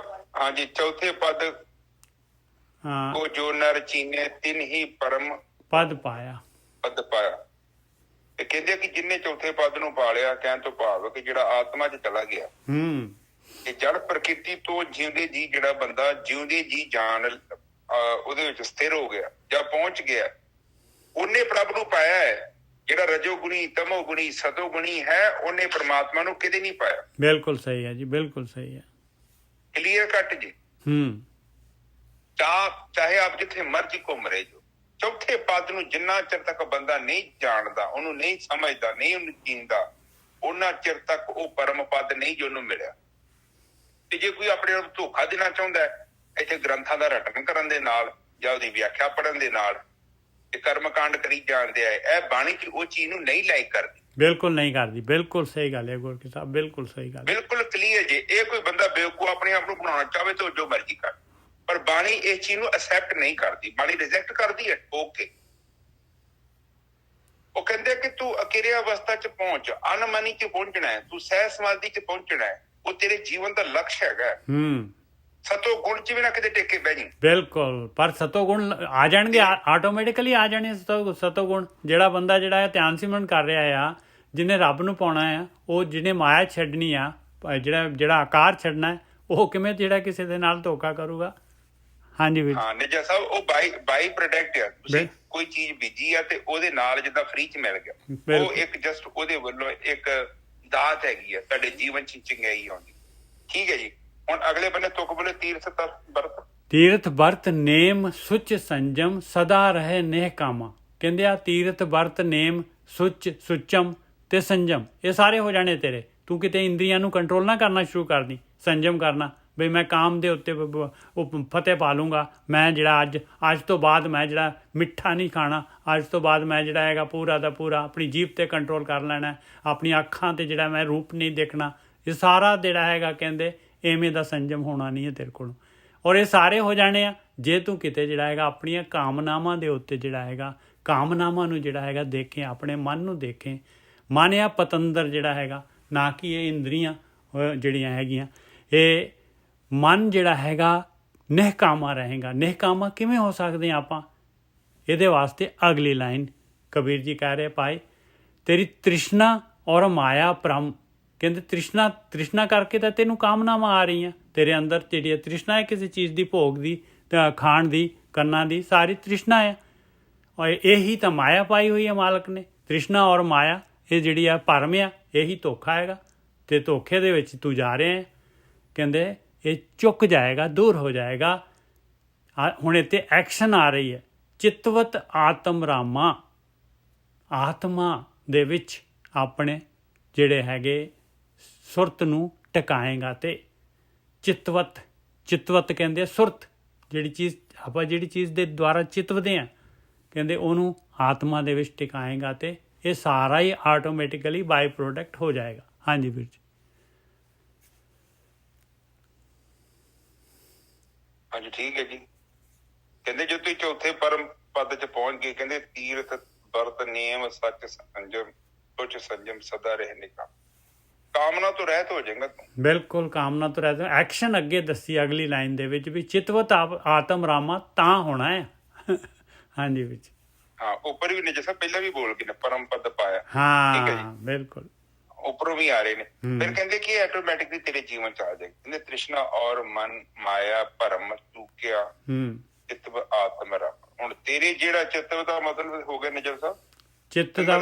ਹਾਂ ਚਿੱਤ ਦੇ ਵਿੱਚ ਜਿਹੜੀ ਤੇਰੀ ਸੁਰਤ ਦੇ ਵਿੱਚ ਜਿਹੜਾ ਜਦ ਤੂੰ ਸੁਰਤ ਤੇਰੀ ਆਤਮਾ ਵੱਲ ਨੂੰ ਚੱਲੀ ਤਦ। ਹਾਂਜੀ ਅਤੇ ਤ੍ਰਿਸ਼ਨਾ ਵੀ ਖਤਮ ਹੋ ਜਾਣੀ ਔਰ ਮਾਇਆ ਦਾ ਭਰਮ ਜਿਹੜਾ ਹੈ, ਅਗਿਆਨ ਅਵਿਦਿਆ, ਝੂਠ ਨੂੰ ਸੱਚ ਸਮਝ ਲੈਣਾ, ਸੱਚ ਨੂੰ ਝੂਠ ਸਮਝ ਲੈਣਾ, ਇਹ ਜਿਹੜਾ ਭਰਮ ਆ ਇਹ ਕਹਿੰਦੇ ਖਤਮ ਹੋ ਜਾਏ। ਬਿਲਕੁਲ। ਚੂਕੇ ਦਾ ਮਤਲਬ ਆਪਣੇ ਆਪ ਚੁੱਕ ਗਿਆ, ਕੁਛ ਕਰਨ ਦੀ ਲੋੜ ਨਹੀਂ। ਹਾਂ ਬਿਲਕੁਲ ਸਹੀ ਗੱਲ ਹੈ। ਬਾਣੀ ਕਿਤੇ ਨਹੀਂ ਕਹਿੰਦੀ ਕਿ ਤੂੰ ਕਾਮ ਕ੍ਰੋਧ ਲੋਭ ਮੋਹ ਦਾ ਤਿਆਗ ਕਰ ਦੇ, ਕਿੱਥੇ ਨਹੀਂ ਲਿਖਿਆ ਉਹਨਾਂ ਨੇ। ਇਹ ਲੋਕੀ ਤੁਹਾਨੂੰ ਇਹ ਕਹੀ ਜਾਂਦੇ ਨੇ ਕਰ ਲੋ, ਇਹਦਾ ਤਿਆਗ ਕਰ ਦੋ। ਤਿਆਗ ਕਿੱਥੋਂ ਕਰ ਦੋਗੇ? ਤਿਆਗ ਦੇਖੋ ਫਲ ਆਪ ਚੀਜ਼ ਨੂੰ ਸਮਝੋ। ਇੱਕ ਜਿਹੜਾ ਫਲ ਲੱਗਾ ਹੈ ਨਾ ਰੁੱਖ ਨੂੰ, ਕੱਚੇ ਫਲ ਨੂੰ ਤੋੜ ਕੇ ਦਿਖਾਓ, ਉਹ ਛੱਡਦਾ ਹੈ ਰੁੱਖ ਨੂੰ? ਨਹੀਂ, ਕਦੇ ਨਹੀਂ ਛੱਡੂਗਾ। ਨਾ ਫਲ ਨੇ ਛੱਡਣਾ ਤੇ ਨਾ ਰੁੱਖ ਨੇ ਛੱਡਣਾ ਫਲ ਨੂੰ। ਬਿਲਕੁਲ ਦੋਨੋਂ ਜੁੜੇ ਹੋਏ ਨੇ। ਅੱਛਾ ਜਦੋਂ ਪੱਕ ਜਾਂਦਾ ਫਿਰ ਕੁਛ ਕਰਨ ਦੀ ਲੋੜ ਨਹੀਂ, ਆਪਣੇ ਆਪ ਹੀ ਫਲ ਛੱਡ ਦਿੰਦਾ ਹੈ। ਕਹਿੰਦਾ ਰਸ ਬਹੁਤ ਪੀ ਲਿਆ, ਹੁਣ ਬਸ ਹੋ ਗਈ, ਤੇਰਾ ਮੇਰਾ ਇੰਨਾ ਕਿ ਜਰਾਨਾ ਸੀ, ਹੁਣ ਅੱਗੇ ਨਹੀਂ। ਹੁਣ ਤੁਸੀਂ ਉਹ ਵੇਖਿਆ ਜੇ ਇਹ ਖੀਰੇ ਨੂੰ ਇੱਕ ਛੋਟਾ ਜਿਹਾ ਫੁੱਲ ਲੱਗਾ ਹੁੰਦਾ, ਲੱਗਾ ਜ਼ਰੂਰ ਨਾਲ ਆ। ਬ੍ਰਹਮ ਗਿਆਨੀ ਦਾ ਮਤਲਬ ਰਿਹਾ ਪ੍ਰਕਿਰਤੀ ਦੇ ਵਿੱਚ ਹੀ ਆ ਬੰਦਾ, ਪਰ ਉਹਦਾ ਖੀਰੇ ਨਾਲ ਬਹੁਤਾ ਸੰਬੰਧ ਨਹੀਂ। ਮਾੜੀ ਜਿਹੀ ਉਂਗਲ ਲਾਈ ਨਾ ਨਾਲ ਹੀ ਲੱਗ ਹੋ ਜਾਂਦਾ। ਇੰਨਾ ਮਤਲਬ ਨਾਜ਼ੁਕ ਜਿਹਾ ਸੰਬੰਧ ਹੈ ਉਹਦਾ। ਹੁਣ ਉਹ ਜੁੜਿਆ ਨਹੀਂ ਹੈ, ਦਿਖਦਾ ਹੈ ਜੁੜਿਆ ਵਾ, ਕਿਉਂਕਿ ਪ੍ਰਕਿਰਤੀ ਚ ਜਿੰਦਾ ਤੇ ਰਹਿਣਾ ਨਾ ਉਹਨੇ, ਪਰ ਉਹ ਅਟੈਚਮੈਂਟ ਨਹੀਂ ਹੈਗੀ। ਉਹ ਜਿੱਦਾਂ ਲਗਾਠ ਦਾ ਫਲ ਹੁੰਦਾ ਨਾ, ਵੇਖੋ ਕਿੱਦਾਂ ਚਿੰਬੜਿਆ ਹੁੰਦਾ, ਉਹਨੂੰ ਤੋੜਨਾ ਆਸਾਨ ਨਹੀਂ ਹੈ, ਭਾਵੇਂ ਘੁਮਾ ਕੇ ਵੇਖ ਲਓ, ਉਹ ਹਿਸਾਬ ਏਦਾਂ। ਸੋ ਇਹ ਜਿਹੜੇ ਕਹਿੰਦੇ ਨੇ ਕਿ ਜਦੋਂ ਤੁਸੀਂ ਉਸ ਆਤਮ ਤੱਤ ਚ ਚੜ ਜਾਂਦੇ ਜੋ, ਫਿਰ ਤੁਹਾਡਾ ਜਿਹੜਾ ਸੰਬੰਧ ਏਦਾਂ ਦਾ ਬਣ ਜਾਂਦਾ। ਠੀਕ ਹੈ ਨਿਜਾ ਸਾਹਿਬ ਜੀ। ਅੱਗੇ ਆਖਰੀ ਤੁਕ ਆਈ, ਜਹ ਮੰਦਰ ਦੀਪਕ ਪ੍ਰਗਾਸਿਆ ਅੰਧਕਾਰ ਤਹਿ ਨਾਸਾ। ਹੁਣ ਦੇਖੋ ਮੰਦਰ ਦੇ ਵਿੱਚ ਦੀਪਕ ਦਾ ਪ੍ਰਕਾਸ਼ ਹੋਣਾ ਹੈ। ਮਨ ਮੰਦਰ ਤਨ ਵੇਸ ਕਲੰਦਰ, ਘਟੀ ਤੀਰਥ ਨਾਵਾ। ਇਸ ਮਨ ਦੇ ਅੰਦਰ ਦੀਪਕ ਦਾ ਪ੍ਰਕਾਸ਼ ਹੋਣਾ ਹੈ। ਔਰ ਇਹ ਜਿਹੜਾ ਦੀਪਕ ਕਿਹੜਾ ਦੀਪਕ ਆ? ਇਹ ਦੀਪਕ ਹੈਗਾ ਗਿਆਨ ਦਾ ਦੀਪਕ। ਗਿਆਨ ਕਿਹੜਾ ਹੈਗਾ? ਗਿਆਨ ਆ ਜਿਹੜਾ ਆਪਾਂ ਲੈ ਰਹੇ ਹਾਂ, ਇਹ ਗਿਆਨ ਦੀ ਸਹਾਇਤਾ ਦੇ ਨਾਲ ਆਪਾਂ ਧਿਆਨ ਸਿਮਰਨ ਕਰਨਾ ਹੈ। ਇਹ ਗਿਆਨ ਦੀ ਸਹਾਇਤਾ ਦੇ ਨਾਲ ਆਪਾਂ ਨੇ ਧਿਆਨ ਸਿਮਰਨ ਕਰਨਾ ਹੈ। ਗੱਲ ਬਹੁਤ ਬਰੀਕ ਹੈ ਪਰ ਹੈ ਬਹੁਤ ਕੀਮਤੀ। ਇਹ ਗਿਆਨ ਦੇ ਨਾਲ ਧਿਆਨ ਸਿਮਰਨ ਕਰਨਾ ਹੈ। ਧਿਆਨ ਸਿਮਰਨ ਕਰਾਂਗੇ, ਵਿਚਾਰ ਬੰਦ ਕਰਾਂਗੇ, ਵਿਚਾਰ ਮੰਡਲ ਕ੍ਰਾਸ ਕਰਾਂਗੇ ਤੇ ਉੱਥੇ ਦੀਪਕ ਜਗਣਾ ਹੈ। ਉਹ ਗਿਆਨ ਆਉਣਾ ਹੈ। ਉਹ ਤੁਹਾਡਾ ਆਪਣਾ ਗਿਆਨ ਆਉਣਾ ਹੈ। ਉਹ ਬ੍ਰਹਮ ਗਿਆਨ ਆਉਣਾ ਹੈ। ਉਹਦੇ ਨਾਲ ਅੰਧਕਾਰ ਸਾਰਾ ਨਾਸ ਹੋਣਾ ਹੈ। ਨਿਰਭਉ ਪੂਰ ਰਹੇ ਪਰਮ ਭਾਗਾ, ਕਹਿ ਕਬੀਰ ਜਨ ਦਾਸਾ। ਫਿਰ ਜਿਹੜਾ ਹੈਗਾ ਉਹ ਨਿਰਭਉ, ਉਹ ਮਾਲਕ ਪਰਮਾਤਮਾ ਜਿਹਨੂੰ ਕੋਈ ਭੈ ਨਹੀਂ ਹੈਗਾ, ਉਹ ਪੂਰੀ ਤਰ੍ਹਾਂ ਜਿਹੜਾ ਹੈਗਾ ਅੰਦਰ ਅਭਿਆਸੀ ਦੇ ਅੰਦਰ ਆ ਜਾਂਦਾ ਹੈ। ਨਿਰਭਉ ਪੂਰ ਰਹੇ, ਔਰ ਮਾਇਆ ਫਿਰ ਕਿੱਥੇ ਹੈ? ਜਿੱਥੇ ਮਾਲਕ ਆ ਗਿਆ, ਜਿੱਥੇ ਦੀਪਕ ਜਗ ਗਿਆ, ਗਿਆਨ ਆਪਣਾ ਹੋ ਗਿਆ, ਉੱਥੇ ਫਿਰ ਭਰਮ ਕਿਸ ਤਰ੍ਹਾਂ ਰਹਿ ਸਕਦਾ? ਕਹਿੰਦੇ ਉਹ ਤਾਂ ਭੱਜ ਗਿਆ ਭਾਈ, ਬਿਲਕੁਲ ਭੱਜ ਗਿਆ। ਕਹਿੰਦੇ ਨਾ ਕਿ ਜਿਸ ਤਰ੍ਹਾਂ ਗਧੇ ਦੇ ਸਿਰ ਤੋਂ ਸਿੰਘ ਜਿਹੜੇ ਹੈਗੇ ਭੱਜ ਜਾਂਦੇ ਆ। ਨਿਰਭਉ ਪੂਰ ਰਹੇ ਪਰਮ ਭਾਗਾ, ਕਹੇ ਕਬੀਰ ਜਨ ਦਾਸਾ। ਕਬੀਰ ਜੀ ਫਿਰ ਜਿਹੜੇ ਹੈਗੇ ਆਪਣੇ ਆਪ ਨੂੰ ਜਿਹੜਾ ਕਹਿੰਦੇ ਇਹ ਜਨ ਦਾਸ ਜਿਹੜਾ ਹੈਗਾ, ਆਹ ਗੱਲ, ਆਹ ਗਿਆਨ ਦੇ ਰਿਹਾ ਭਾਈ, ਇਹਨੂੰ ਲੈ ਲਓ। ਬਸ ਇਹੀ ਮਕਸਦ ਹੈਗਾ ਭਾਈ। ਹਾਂਜੀ ਵੀਰ ਜੀ।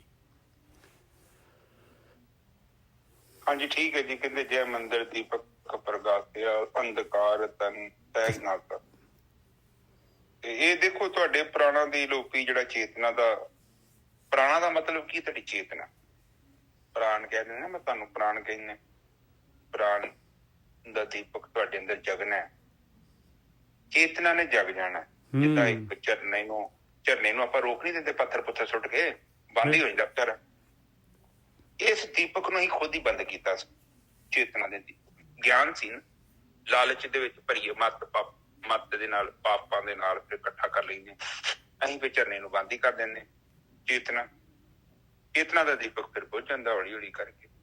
ਫਿਰ ਸਾਨੂੰ ਜੋ ਦਿਖਦਾ ਹੈ ਉਹ ਤੇ ਗੰਦਾ ਚੀਜ਼ ਅਸੀਂ ਖਾ ਲੈਂਦੇ ਆ।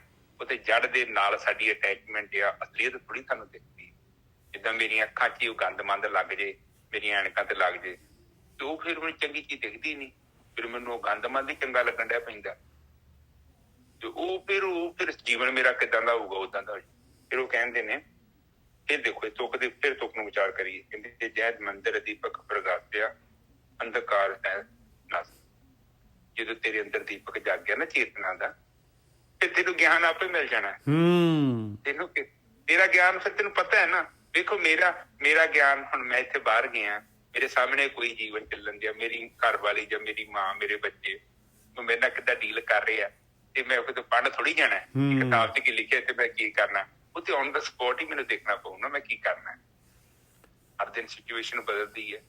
ਕਿੰਨੇ ਹਜ਼ਾਰ ਸਾਲ ਪਹਿਲਾਂ ਬਾਣੀ ਦਾ ਉਚਾਰਨ ਹੋਇਆ, ਪਰ ਹੁਣ ਦੀ ਸਿਚੁਏਸ਼ਨ ਦੇ ਲਈ ਗਿਆਨ ਤੇ ਮੈਨੂੰ ਹੁੰਦਾ ਚਾਹੀਦਾ ਹੈ ਨਾ। ਉਹ ਫਿਰ ਇਹਨੂੰ ਬਾਣੀ ਕਹਿੰਦੀ, ਗੁਰੂ ਸਾਹਿਬ ਇਹਨੂੰ ਬਾਣੀ ਕਹਿੰਦੀ, ਗੁਰਸਾਖੀ ਅੰਤਰ ਜਾਗੀ ਤੈਂ ਚੰਚਲ ਮਤ ਤਿਆਗੀ।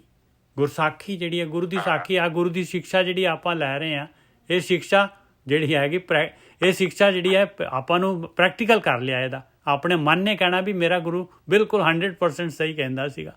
ਉਹੀ ਚੀਜ਼ ਹੋਈ ਜੋ ਬਾਣੀ ਦੇ ਵਿੱਚ ਲਿਖੀ ਸੀ। ਹਾਂਜੀ ਵੀਰ। ਹਾਂ, ਤੇ ਫਿਰ ਉਹਦੇ ਵਿੱਚ ਸਾਨੂੰ ਪਤਾ ਲੱਗ ਜਾਂਦਾ। ਹੁਣ ਅੱਜ ਦੇ ਹਿਸਾਬ ਨਾਲ ਕਈ ਚੀਜ਼ਾਂ ਨਵੀਆਂ ਆ ਗਈਆਂ ਨੇ, ਕਈ ਚੀਜ਼ਾਂ ਮਾੜੀਆਂ ਨੇ, ਉਦੋਂ ਨਹੀਂ ਸਨ। ਉਹਦੇ ਲਈ ਤੇ ਤੁਹਾਡੇ ਕੋਲ ਆਪਣਾ ਗਿਆਨ ਹੀ ਚਾਹੀਦਾ ਨਾ। ਉਦੋਂ ਕਿੱਥੇ ਜਹਾਜ਼ ਸਨ? ਬਿਲਕੁਲ। ਉਦੋਂ ਕਿੱਥੇ ਬੈਂਕਾਂ ਬੁੰਕਾਂ ਸਨ? ਉੱਥੇ ਦੇ ਸਿਸਟਮ ਹੀ ਹੋਰ ਸੀ। ਉਦੋਂ ਜੀਵਨ ਕੁਝ ਹੋਰ ਕਿਸਮ ਦਾ ਸੀ। ਹੁਣ ਜਿਹੜਾ ਜੀਵਨ ਕਿੰਨਾ ਫਾਸਟ ਚੱਲ ਰਿਹਾ, ਕਿੰਨੀ ਟੈਕਨੋਲੋਜੀ ਵੱਧ ਗਈ, ਕਿੰਨਾ ਕੁਝ ਅੱਗੇ ਆ ਗਿਆ। ਕਈ ਐਸੇ ਨਵੇਂ ਬਿਜ਼ਨਸ ਆ ਗਏ ਨੇ। ਉਹ ਜਿਹੜੇ ਬਿਜ਼ਨਸ ਨੇ, ਉਹ ਬਿਜ਼ਨਸ ਸਹੀ ਨੇ ਜਾਂ ਗਲਤ ਨੇ, ਉਹਨੂੰ ਸਮਝਣ ਦੇ ਲਈ ਸਾਡੇ ਅੰਦਰ ਵਿਵੇਕ ਹੋਣਾ ਜ਼ਰੂਰੀ ਆ। ਔਰ ਵਿਵੇਕ ਜਿਹੜਾ ਕਹਿੰਦੇ ਉਹ ਬਾਣੀ ਕਹਿੰਦੀ ਹੈ ਕਿ ਆਵੇ ਤੁਕ ਦੇ ਵਿੱਚ ਲਿਖਿਆ, ਜੈ ਮੰਦਰ ਦੀਪਕ ਪ੍ਰਗਾਸਿਆ, ਅੰਧਕਾਰ ਨਾਸਾ। ਜਦੋਂ ਦੀਪਕ ਅੰਦਰ ਜਗ ਗਿਆ ਚੇਤਨਾ ਦਾ, ਤਾਂ ਫਿਰ ਜੀਵਨ ਦੇ ਵਿੱਚ ਕੀ ਹੈ? ਪ੍ਰਕਾਸ਼ ਆਪਣੇ ਆਪ ਹੀ ਆ ਜਾਣਾ, ਹਨੇਰਾ ਦੂਰ ਹੋ ਜਾਣਾ। ਤੁਹਾਡੀਆਂ ਇੰਦਰੀਆਂ ਨੇ ਜਿਹੜਾ ਉਹਨਾਂ ਦਾ ਆਹਾਰ ਹੈ, ਜਿਹੜਾ ਉਹਨਾਂ ਦਾ ਭੋਜਨ ਹੈ, ਉਹਦਾ ਤਿਆਗ ਕਰ ਦੇਣਾ। ਹਨੇਰੇ ਦਾ ਚਲੇ ਜਾਣ ਦਾ ਮਤਲਬ ਇੱਥੇ ਕਿ ਅੰਦਰ ਹਨੇਰਾ ਨਹੀਂ ਹੈਗਾ। ਇਹਦਾ ਮਤਲਬ ਇਹੋ ਹੀ ਆ ਕਿ ਸਾਡੀਆਂ ਇੰਦਰੀਆਂ ਜਿਹੜੀਆਂ ਨੇ, ਜਿਹੜੀਆਂ ਖਰਾਬ ਹੋ ਗਈਆਂ ਨੇ, ਉਹ ਸਹੀ ਹੋ ਜਾਣ। ਉਹਨਾਂ ਨੇ ਆਪਣਾ ਜਿਹੜਾ ਉਹਨਾਂ ਨੇ ਗਲਤ ਭੋਜਨ ਨੂੰ ਸਹੀ ਸਮਝ ਲਿਆ, ਉਹਦਾ ਤਿਆਗ ਕਰ ਦੇਣਾ। ਕਹਿਣ ਤੋਂ ਭਾਵ ਹੈ ਕਿ ਸਾਡੇ ਗਿਆਨ ਇੰਦਰੀਆਂ ਤੇ ਸਾਡੀਆਂ ਕਰਮ ਇੰਦਰੀਆਂ ਕਹਿੰਦੇ। ਤੇ ਫਿਰ ਅਗਲੇ ਵੇਲੇ ਜਦੋਂ ਇਹ ਅਵਸਥਾ ਬਣ ਗਈ, ਫਿਰ ਕਹਿੰਦੇ ਨਿਰਭੈ ਪੂਰਾ ਰਹੇ ਬ੍ਰਹਮ ਭਾਗਾ, ਕਹਿ ਕਬੀਰ ਜਨ ਦਾਸਾ। ਵੇਖ ਲੋ ਨਿਰਭਉ ਤੇ ਹੋਈ ਜਾਣਾ ਉਹਨੂੰ। ਫਿਰ ਜਿਹੜਾ ਬ੍ਰਹਮ ਚ ਲੀਨ ਹੋ ਗਿਆ, ਫਿਰ ਨਦੀ ਥੋੜੀ ਰਹਿ ਗਈ, ਸਾਗਰ ਹੋ ਗਈ। ਉਹਦੇ ਸਾਰੇ ਭਰਮ ਜਿਹੜੇ ਲੋਕਾਂ ਨੇ ਠੱਗੀਆਂ ਮਾਰਨ ਦਾ ਜਿਹੜਾ ਦਾਲ ਫੁਲਕੇ ਦਾ ਸਾਧਨ ਬਣਾਇਆ, ਉਹਨੂੰ ਸਾਰਾ ਗਿਆਨ ਹੋ ਜਾਣਾ। ਇਹ ਤੇ ਗਰੀਬ ਲੋਕ ਹੈਗੇ ਨੇ, ਝੂਠ ਬੋਲ ਰਹੇ। ਕੋਈ ਲੋਕਾਂ ਦਾ ਭਰਮ ਫਿਰ ਐਵੇਂ ਉਹ ਵਹਿਮਾਂ ਭਰਮਾਂ ਚ ਨਹੀਂ ਪੈਂਦਾ। ਉਹਨੂੰ ਪਤਾ ਲੱਗ ਜਾਂਦਾ ਹੈ ਕਿ ਇਹ ਸਭ ਦਾਲ ਫੁਲਕੇ ਦਾ ਲੋਕੀ ਸਾਧਨ ਬਣਾ ਰਹੇ ਨੇ, ਭਰਮਾਂ ਚ ਪਾ ਕੇ। ਇਸ ਦਿਨ ਆਹ ਕਰਨਾ, ਇਸ ਦਿਨ ਆਹ ਕਰਨਾ, ਏਦਾਂ ਦਾ ਕੁਛ ਵੀ। ਜੋ ਵੀ ਗਲਤ ਭਰਮ ਲੋਕਾਂ ਨੇ ਪਾਏ ਸੀ, ਉਹ ਸਾਰੇ ਖਤਮ ਹੋ ਜਾਂਦੇ ਤੇ ਬੰਦਾ ਮੁਕਤ ਹੋ ਕੇ ਆਪਣੇ ਆਪ ਚ ਸਥਿਰ ਹੋ ਜਾਂਦਾ।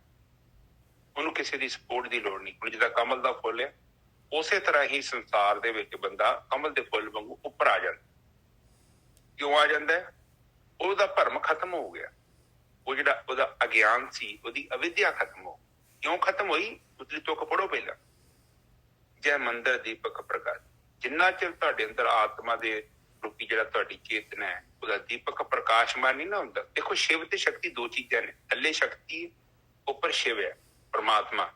ਕੋਈ ਸ਼ਿਵ ਜੀ ਨੂੰ ਸ਼ਿਵ ਨਹੀਂ ਕਿਹਾ ਗਿਆ। ਸ਼ਿਵ ਤੇ ਸ਼ਕਤੀ ਦੋਵਾਂ ਦਾ ਮਿਲਣ ਹੋਣਾ। ਔਰ ਮਿਲਣ ਦੇ ਵਿੱਚ ਪੰਜ ਰੁਕਾਵਟਾਂ ਨੇ। ਇਹ ਪ੍ਰਕਿਰਤੀ ਬਹੁਤ ਸਖਤ ਬਣਾਈ ਹੋਈ ਹੈ। ਪੰਜੇ ਤੱਤ ਜਿਹੜੇ ਹੈਗੇ ਨਾ, ਬਹੁਬਲੀ ਹੈਗੇ ਨੇ। ਉਹ ਕੋਈ ਬੱਚਾ ਦਾ ਖੇਲ ਨਹੀਂ, ਬਹੁਤ ਬਰੀਕ। ਪਰ ਇਹਨੂੰ ਬਹੁਤ ਹੈ, ਬੱਚਿਆਂ ਦੀ ਖੇਲ ਹੀ ਹੈ। ਜੇ ਤੁਸੀਂ ਬੱਚਿਆਂ ਦੀ ਖੇਲ ਵਾਂਗੂ ਖੇਡੋਗੇ ਤੇ ਬ੍ਰਹਮ ਜਿਹੜਾ ਹੈ ਉਹ ਆਪਣੇ ਪੈਂਤੜੇ ਚੇਂਜ ਕਰ ਦਿੰਦਾ। ਇਹਦੇ ਵਿੱਚ ਕੀ ਆ ਕਿ ਜਦੋਂ ਤੁਸੀਂ ਚੇਤਨਾ ਨੂੰ ਪ੍ਰਗਟ ਕਰਦੇ ਜੋ ਔਰ ਫਿਰ ਉੱਪਰ ਲੈ ਕੇ ਜਾਂਦੇ ਜੋ, ਤੇ ਚੇਤਨਾ ਕੀ ਕਰਦੀ ਹੈ? ਚੇਤਨਾ ਉੱਪਰ ਨੂੰ ਆਉਂਦੀ ਹੈ ਤੇ ਉਹਦੇ ਵਿੱਚ ਕਾਮ, ਕ੍ਰੋਧ, ਲੋਭ, ਮੋਹ, ਹੰਕਾਰ ਦੇ ਨਾ ਫਿਲਟਰ ਲੱਗੇ ਹੋਏ, ਰੋਕਦੇ ਨੇ। ਬਿਲਕੁਲ। ਆਪ ਦੇਖ ਲਓ, ਸਾਰਾ ਦਿਨ ਕੀ ਕਰਦੇ ਫਿਰਦੇ ਜੋ, ਇਹਨਾਂ ਵਿੱਚ ਹੀ ਘੁੰਮਦੇ ਆਪਾਂ। ਔਰ ਜਿੱਦਣ ਇੱਕ ਵਾਰੀ ਉੱਥੇ ਨਿਰਵਿਚਾਰ ਹੋ ਕੇ ਮਿਲਨ ਹੋ ਗਿਆ ਨਾ, ਉਦਣ ਫਿਰ ਪ੍ਰਕਿਰਤੀ ਦਾ ਪ੍ਰਭਾਵ ਆਪਣੇ ਆਪ ਹੀ ਸ਼ਾਂਤ ਹੋ ਜਾਂਦਾ। ਇਹੋ ਹੀ ਚਾਹੁੰਦਾ ਹੈ ਪਰਮਾਤਮਾ, ਹੋਰ ਕੁਛ ਨਹੀਂ ਚਾਹੁੰਦੇ। ਇਹ ਜਿਹੜੀ ਦੁਨੀਆ ਦਾਨੀਆਂ ਰਚੀ ਹੈ ਨਾ, ਇਹਦੇ ਮਗਰ ਪਰਮਾਤਮਾ ਦਾ ਜਿਹੜਾ ਮਕਸਦ ਹੈ ਨਾ, ਉਹ ਮਕਸਦ ਇਹ ਆ ਕਿ ਕੋਈ ਤੇ ਬਾਹਰ ਆਵੇ। ਬਹੁਤ ਵਧੀਆ, ਬਹੁਤ ਵਧੀਆ, ਬਿਲਕੁਲ ਸਹੀ ਜੀ। ਬਸ ਕੱਲਾ ਬੈਠਾ ਅੰਦਰ ਹੈ, ਸ਼ਾਂਤੀ ਨਾਲ ਬੈਠਾ। ਉੱਥੇ ਸਾਡੇ ਵਰਗਾ ਸਿਰੀ ਜੀ ਕੱਢ ਕੇ 2 ਮਿੰਟ ਜਾਂਦਾ ਹੈ। ਹਰ ਪਤਾ ਉਹਨੂੰ ਵੀ ਹੈ ਕਿ ਬੜੀ ਦੂਰ ਆ ਗਿਆ। ਵੇਟ ਕਰ ਰਿਹਾ ਪਰਮਾਤਮਾ। ਇਹ ਸੱਚ ਹੈਗਾ ਜੀ। ਅੰਦਰ ਬੈਠਾ ਇੰਤਜ਼ਾਰ ਕਰਦਾ। ਗੇਮ ਉਹਦੀ ਹੈ ਸਾਰੀ। ਇੱਥੋਂ ਕੋਈ ਤੇ ਨਿਕਲ ਕੇ ਆਵੇ। ਜੇ ਉਹਨੇ ਬੁਝਾਰਤ ਪਾਈ ਹੈ ਨਾ, ਪਹੇਲੀ ਪਾਈ ਹੈ, ਤਾਂ ਪਹੇਲੀ ਦਾ ਹੱਲ ਵੀ ਪਾਇਆ। ਉਹਦੇ ਲਈ ਸਾਨੂੰ ਗ੍ਰੰਥ ਦੇ ਕੇ ਗਿਆ। ਇਹ ਗਿਆਨ ਕਿੱਥੋਂ ਆਇਆ? ਗ੍ਰੰਥ ਤੁਸੀਂ ਲਿਖਿਆ ਜਾਂ ਮੈਂ ਲਿਖਿਆ? ਨਹੀਂ, ਇਹ ਤਾਂ ਪਹਿਲਾਂ ਦੇ ਲਿਖੇ ਹੋਏ ਨੇ। ਇਹ ਕਿੱਥੋਂ ਆਏ ਆ? ਕਿਉਂ ਆਏ ਆ? ਕਿਉਂ ਭੇਜਣੇ ਜ਼ਰੂਰੀ ਸਨ? ਕਿਉਂਕਿ ਉਹ ਨਕਸ਼ਾ ਵੀ ਦਿੰਦਾ ਹੈ। ਲੈ ਨਕਸ਼ਾ ਪੜ੍ਹ ਲਾ, ਪੜ੍ਹ ਕੇ ਆ ਜਾ। ਇਹੋ ਹੀ ਚਾਹੁੰਦਾ ਪਰਮਾਤਮਾ, ਹੋਰ ਕੁਛ ਨਹੀਂ ਚਾਹੁੰਦਾ। ਠੀਕ ਹੈ ਨਿਜਾ ਸਾਹਿਬ, ਅੱਜ ਦੀ ਵਿਚਾਰ ਬਹੁਤ ਕੀਮਤੀ ਹੈ ਜੀ, ਬਹੁਤ ਕੀਮਤੀ ਵਿਚਾਰ ਹੈ ਜੀ। ਸਾਧ ਸੰਗਤ ਜੀ ਪਲੀਜ਼ ਇਹਨੂੰ ਲੈ ਲੈਣਾ ਜੀ ਬਸ। ਹਾਂਜੀ ਵੀਰ ਜੀ। ਹਾਂਜੀ, ਉਹ 1 ਮਿੰਟ ਲਾਉਣਾ ਨਿਜਾ ਸਾਹਿਬ। ਉਹ ਜਿਹੜੇ ਵਾਹਿਗੁਰੂ ਜਿਨ੍ਹਾਂ ਦੀ ਆਈਡੀ ਹੈਗੀ, ਕੀ ਕਹਿ ਰਹੇ ਸੀ ਭਾਜੀ ਨੂੰ? 1 ਮਿੰਟ। ਉਹਨਾਂ ਦੀ ਸਿਹਤ ਦੇ ਵਾਸਤੇ। ਅੱਛਾ, ਹਾਂ, ਉਹ ਕਹਿ ਰਹੇ ਸੀਗੇ। ਹਾਂਜੀ, ਆਪਣੇ ਕੀ ਉਹਨਾਂ ਦਾ ਭਾਜੀ, ਮਾਈਕ ਤੇ ਆ ਜਾਓ। ਗੁਰਮੇਲ ਸਿੰਘ ਜੀ, ਗੁਰਮੇਲ ਸਿੰਘ ਜੀ, ਜੇ ਤੁਸੀਂ ਲਾਈਨ ਤੇ ਹੈਗੇ ਤੇ ਆ ਜਾਓ।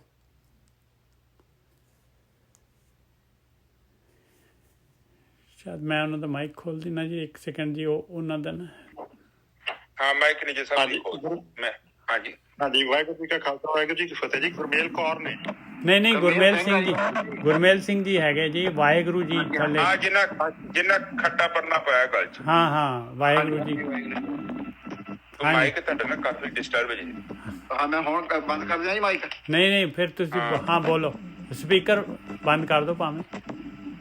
ਅੱਛਾ, ਇੰਨਾ ਸੀਗਾ ਜੀ ਕਿ ਮੈਂ ਜਿਹੜਾ ਸੀਗਾ ਨਾ, ਜਿਸ ਵੇਲੇ ਤਾਂ ਬੈਠ ਜਾਂਦਾ ਹੈਗਾ, ਲੰਮਾ ਤਾਂ ਪੈਰ ਨਹੀਂ ਹੁੰਦਾ ਹੈਗਾ ਜੀ। ਸਵਾਸ ਲੈਣਾ ਔਖਾ ਸੀਗਾ ਜੀ, ਬਹੁਤ ਜ਼ਿਆਦਾ।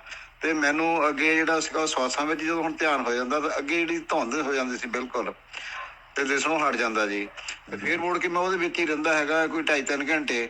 ਜਿੱਦਾਂ ਰਾਤ ਦੇ ਦੱਸਦੇ ਸੀਗੇ ਕਿ ਜਿਹੜਾ ਮੱਥਾ ਹੈਗਾ ਜੀ, ਜਾ ਕੇ ਅਗਲੇ ਪਾਸੇ ਝੁਕ ਝੁਕ ਕੇ ਥੱਲੇ ਲੱਗ ਜਾਂਦਾ। ਫਿਰ ਮੈਂ ਸਿੱਧਾ ਹੁੰਦਾ, ਜਾਂ ਇੱਕ ਪਾਸੇ ਨੂੰ ਟੇਢਾ ਹੋ ਜਾਣਾ। ਦਰਦ ਬਿਲਕੁਲ ਨਹੀਂ ਹੁੰਦੀ ਉਸ ਵੇਲੇ ਜੀ। ਇਹ ਸੀ ਵੀ ਹਾਂ, ਮੈਂ ਦੱਸਦਾ। ਤੁਸੀਂ ਮਾਈਕ ਬੰਦ ਕਰ ਦਿਓ, ਹੋ ਗਿਆ ਮਸਲਾ ਹੱਲ। ਹਾਂਜੀ, ਇਹ ਪਤਾ ਕੀ ਹੋ ਰਿਹਾ, ਤੁਸੀਂ ਨਿਰਵਿਚਾਰ ਹੋ ਰਹੇ ਜੋ। ਨਿਰਵਿਚਾਰ ਦੇ ਵਿੱਚ ਕੀ ਹੁੰਦਾ ਕਿ ਤੁਸੀਂ ਨਾ ਬਲੈਕ ਆਊਟ ਹੋ ਜਾਂਦੇ। ਤੁਸੀਂ ਮਾਈਕ ਬੰਦ ਕਰ। ਹਾਂ, ਤੇ ਬਲੈਕ ਆਊਟ ਦਾ ਮਤਲਬ ਹੁੰਦਾ ਕਿ ਜਦੋਂ ਆਪਾਂ ਸਾਧਨਾ ਸ਼ੁਰੂ ਕਰਦੇ ਹਾਂ ਤੇ ਸ਼ੁਰੂ ਚ ਕੀ ਹੁੰਦਾ ਕਿ ਆਪਾਂ ਚੇਤਨਾ ਨੂੰ ਬਰਦਾਸ਼ਤ ਨਹੀਂ ਕਰ ਸਕਦੇ।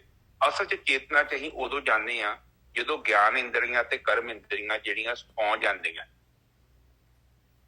ਉਦੋਂ ਜਾਂਦੇ ਆ। ਉਦੋਂ ਇੱਕ ਬੇਹੋਸ਼ ਬੰਦੇ ਦਾ ਜਿੱਦਾਂ ਆਪਾਂ ਆਪਰੇਸ਼ਨ ਨਹੀਂ ਕਰ ਦਈਦਾ। ਤੁਸੀਂ ਇੱਕ ਬੰਦੇ ਨੂੰ ਵੇਖੋ ਨਾ, ਜਿਹੜਾ ਬੰਦਾ ਬੇਹੋਸ਼ ਉਹਦਾ ਆਪਰੇਸ਼ਨ ਕਰ ਦੋ, ਉਹਨੂੰ ਵਿਚਾਰੇ ਨੂੰ ਪਤਾ ਥੋੜੀ ਲੱਗਦਾ ਕਿ ਮੇਰੀ ਲੱਤ ਦਾ ਆਪਰੇਸ਼ਨ ਜਾਂ ਮੇਰੇ ਢਿੱਡ ਦਾ ਆਪਰੇਸ਼ਨ ਕੀਤਾ। ਉਹਨੂੰ ਪਤਾ ਉਦੋਂ ਲੱਗਦਾ ਜਦੋਂ ਹੋਸ਼ ਆਉਂਦਾ।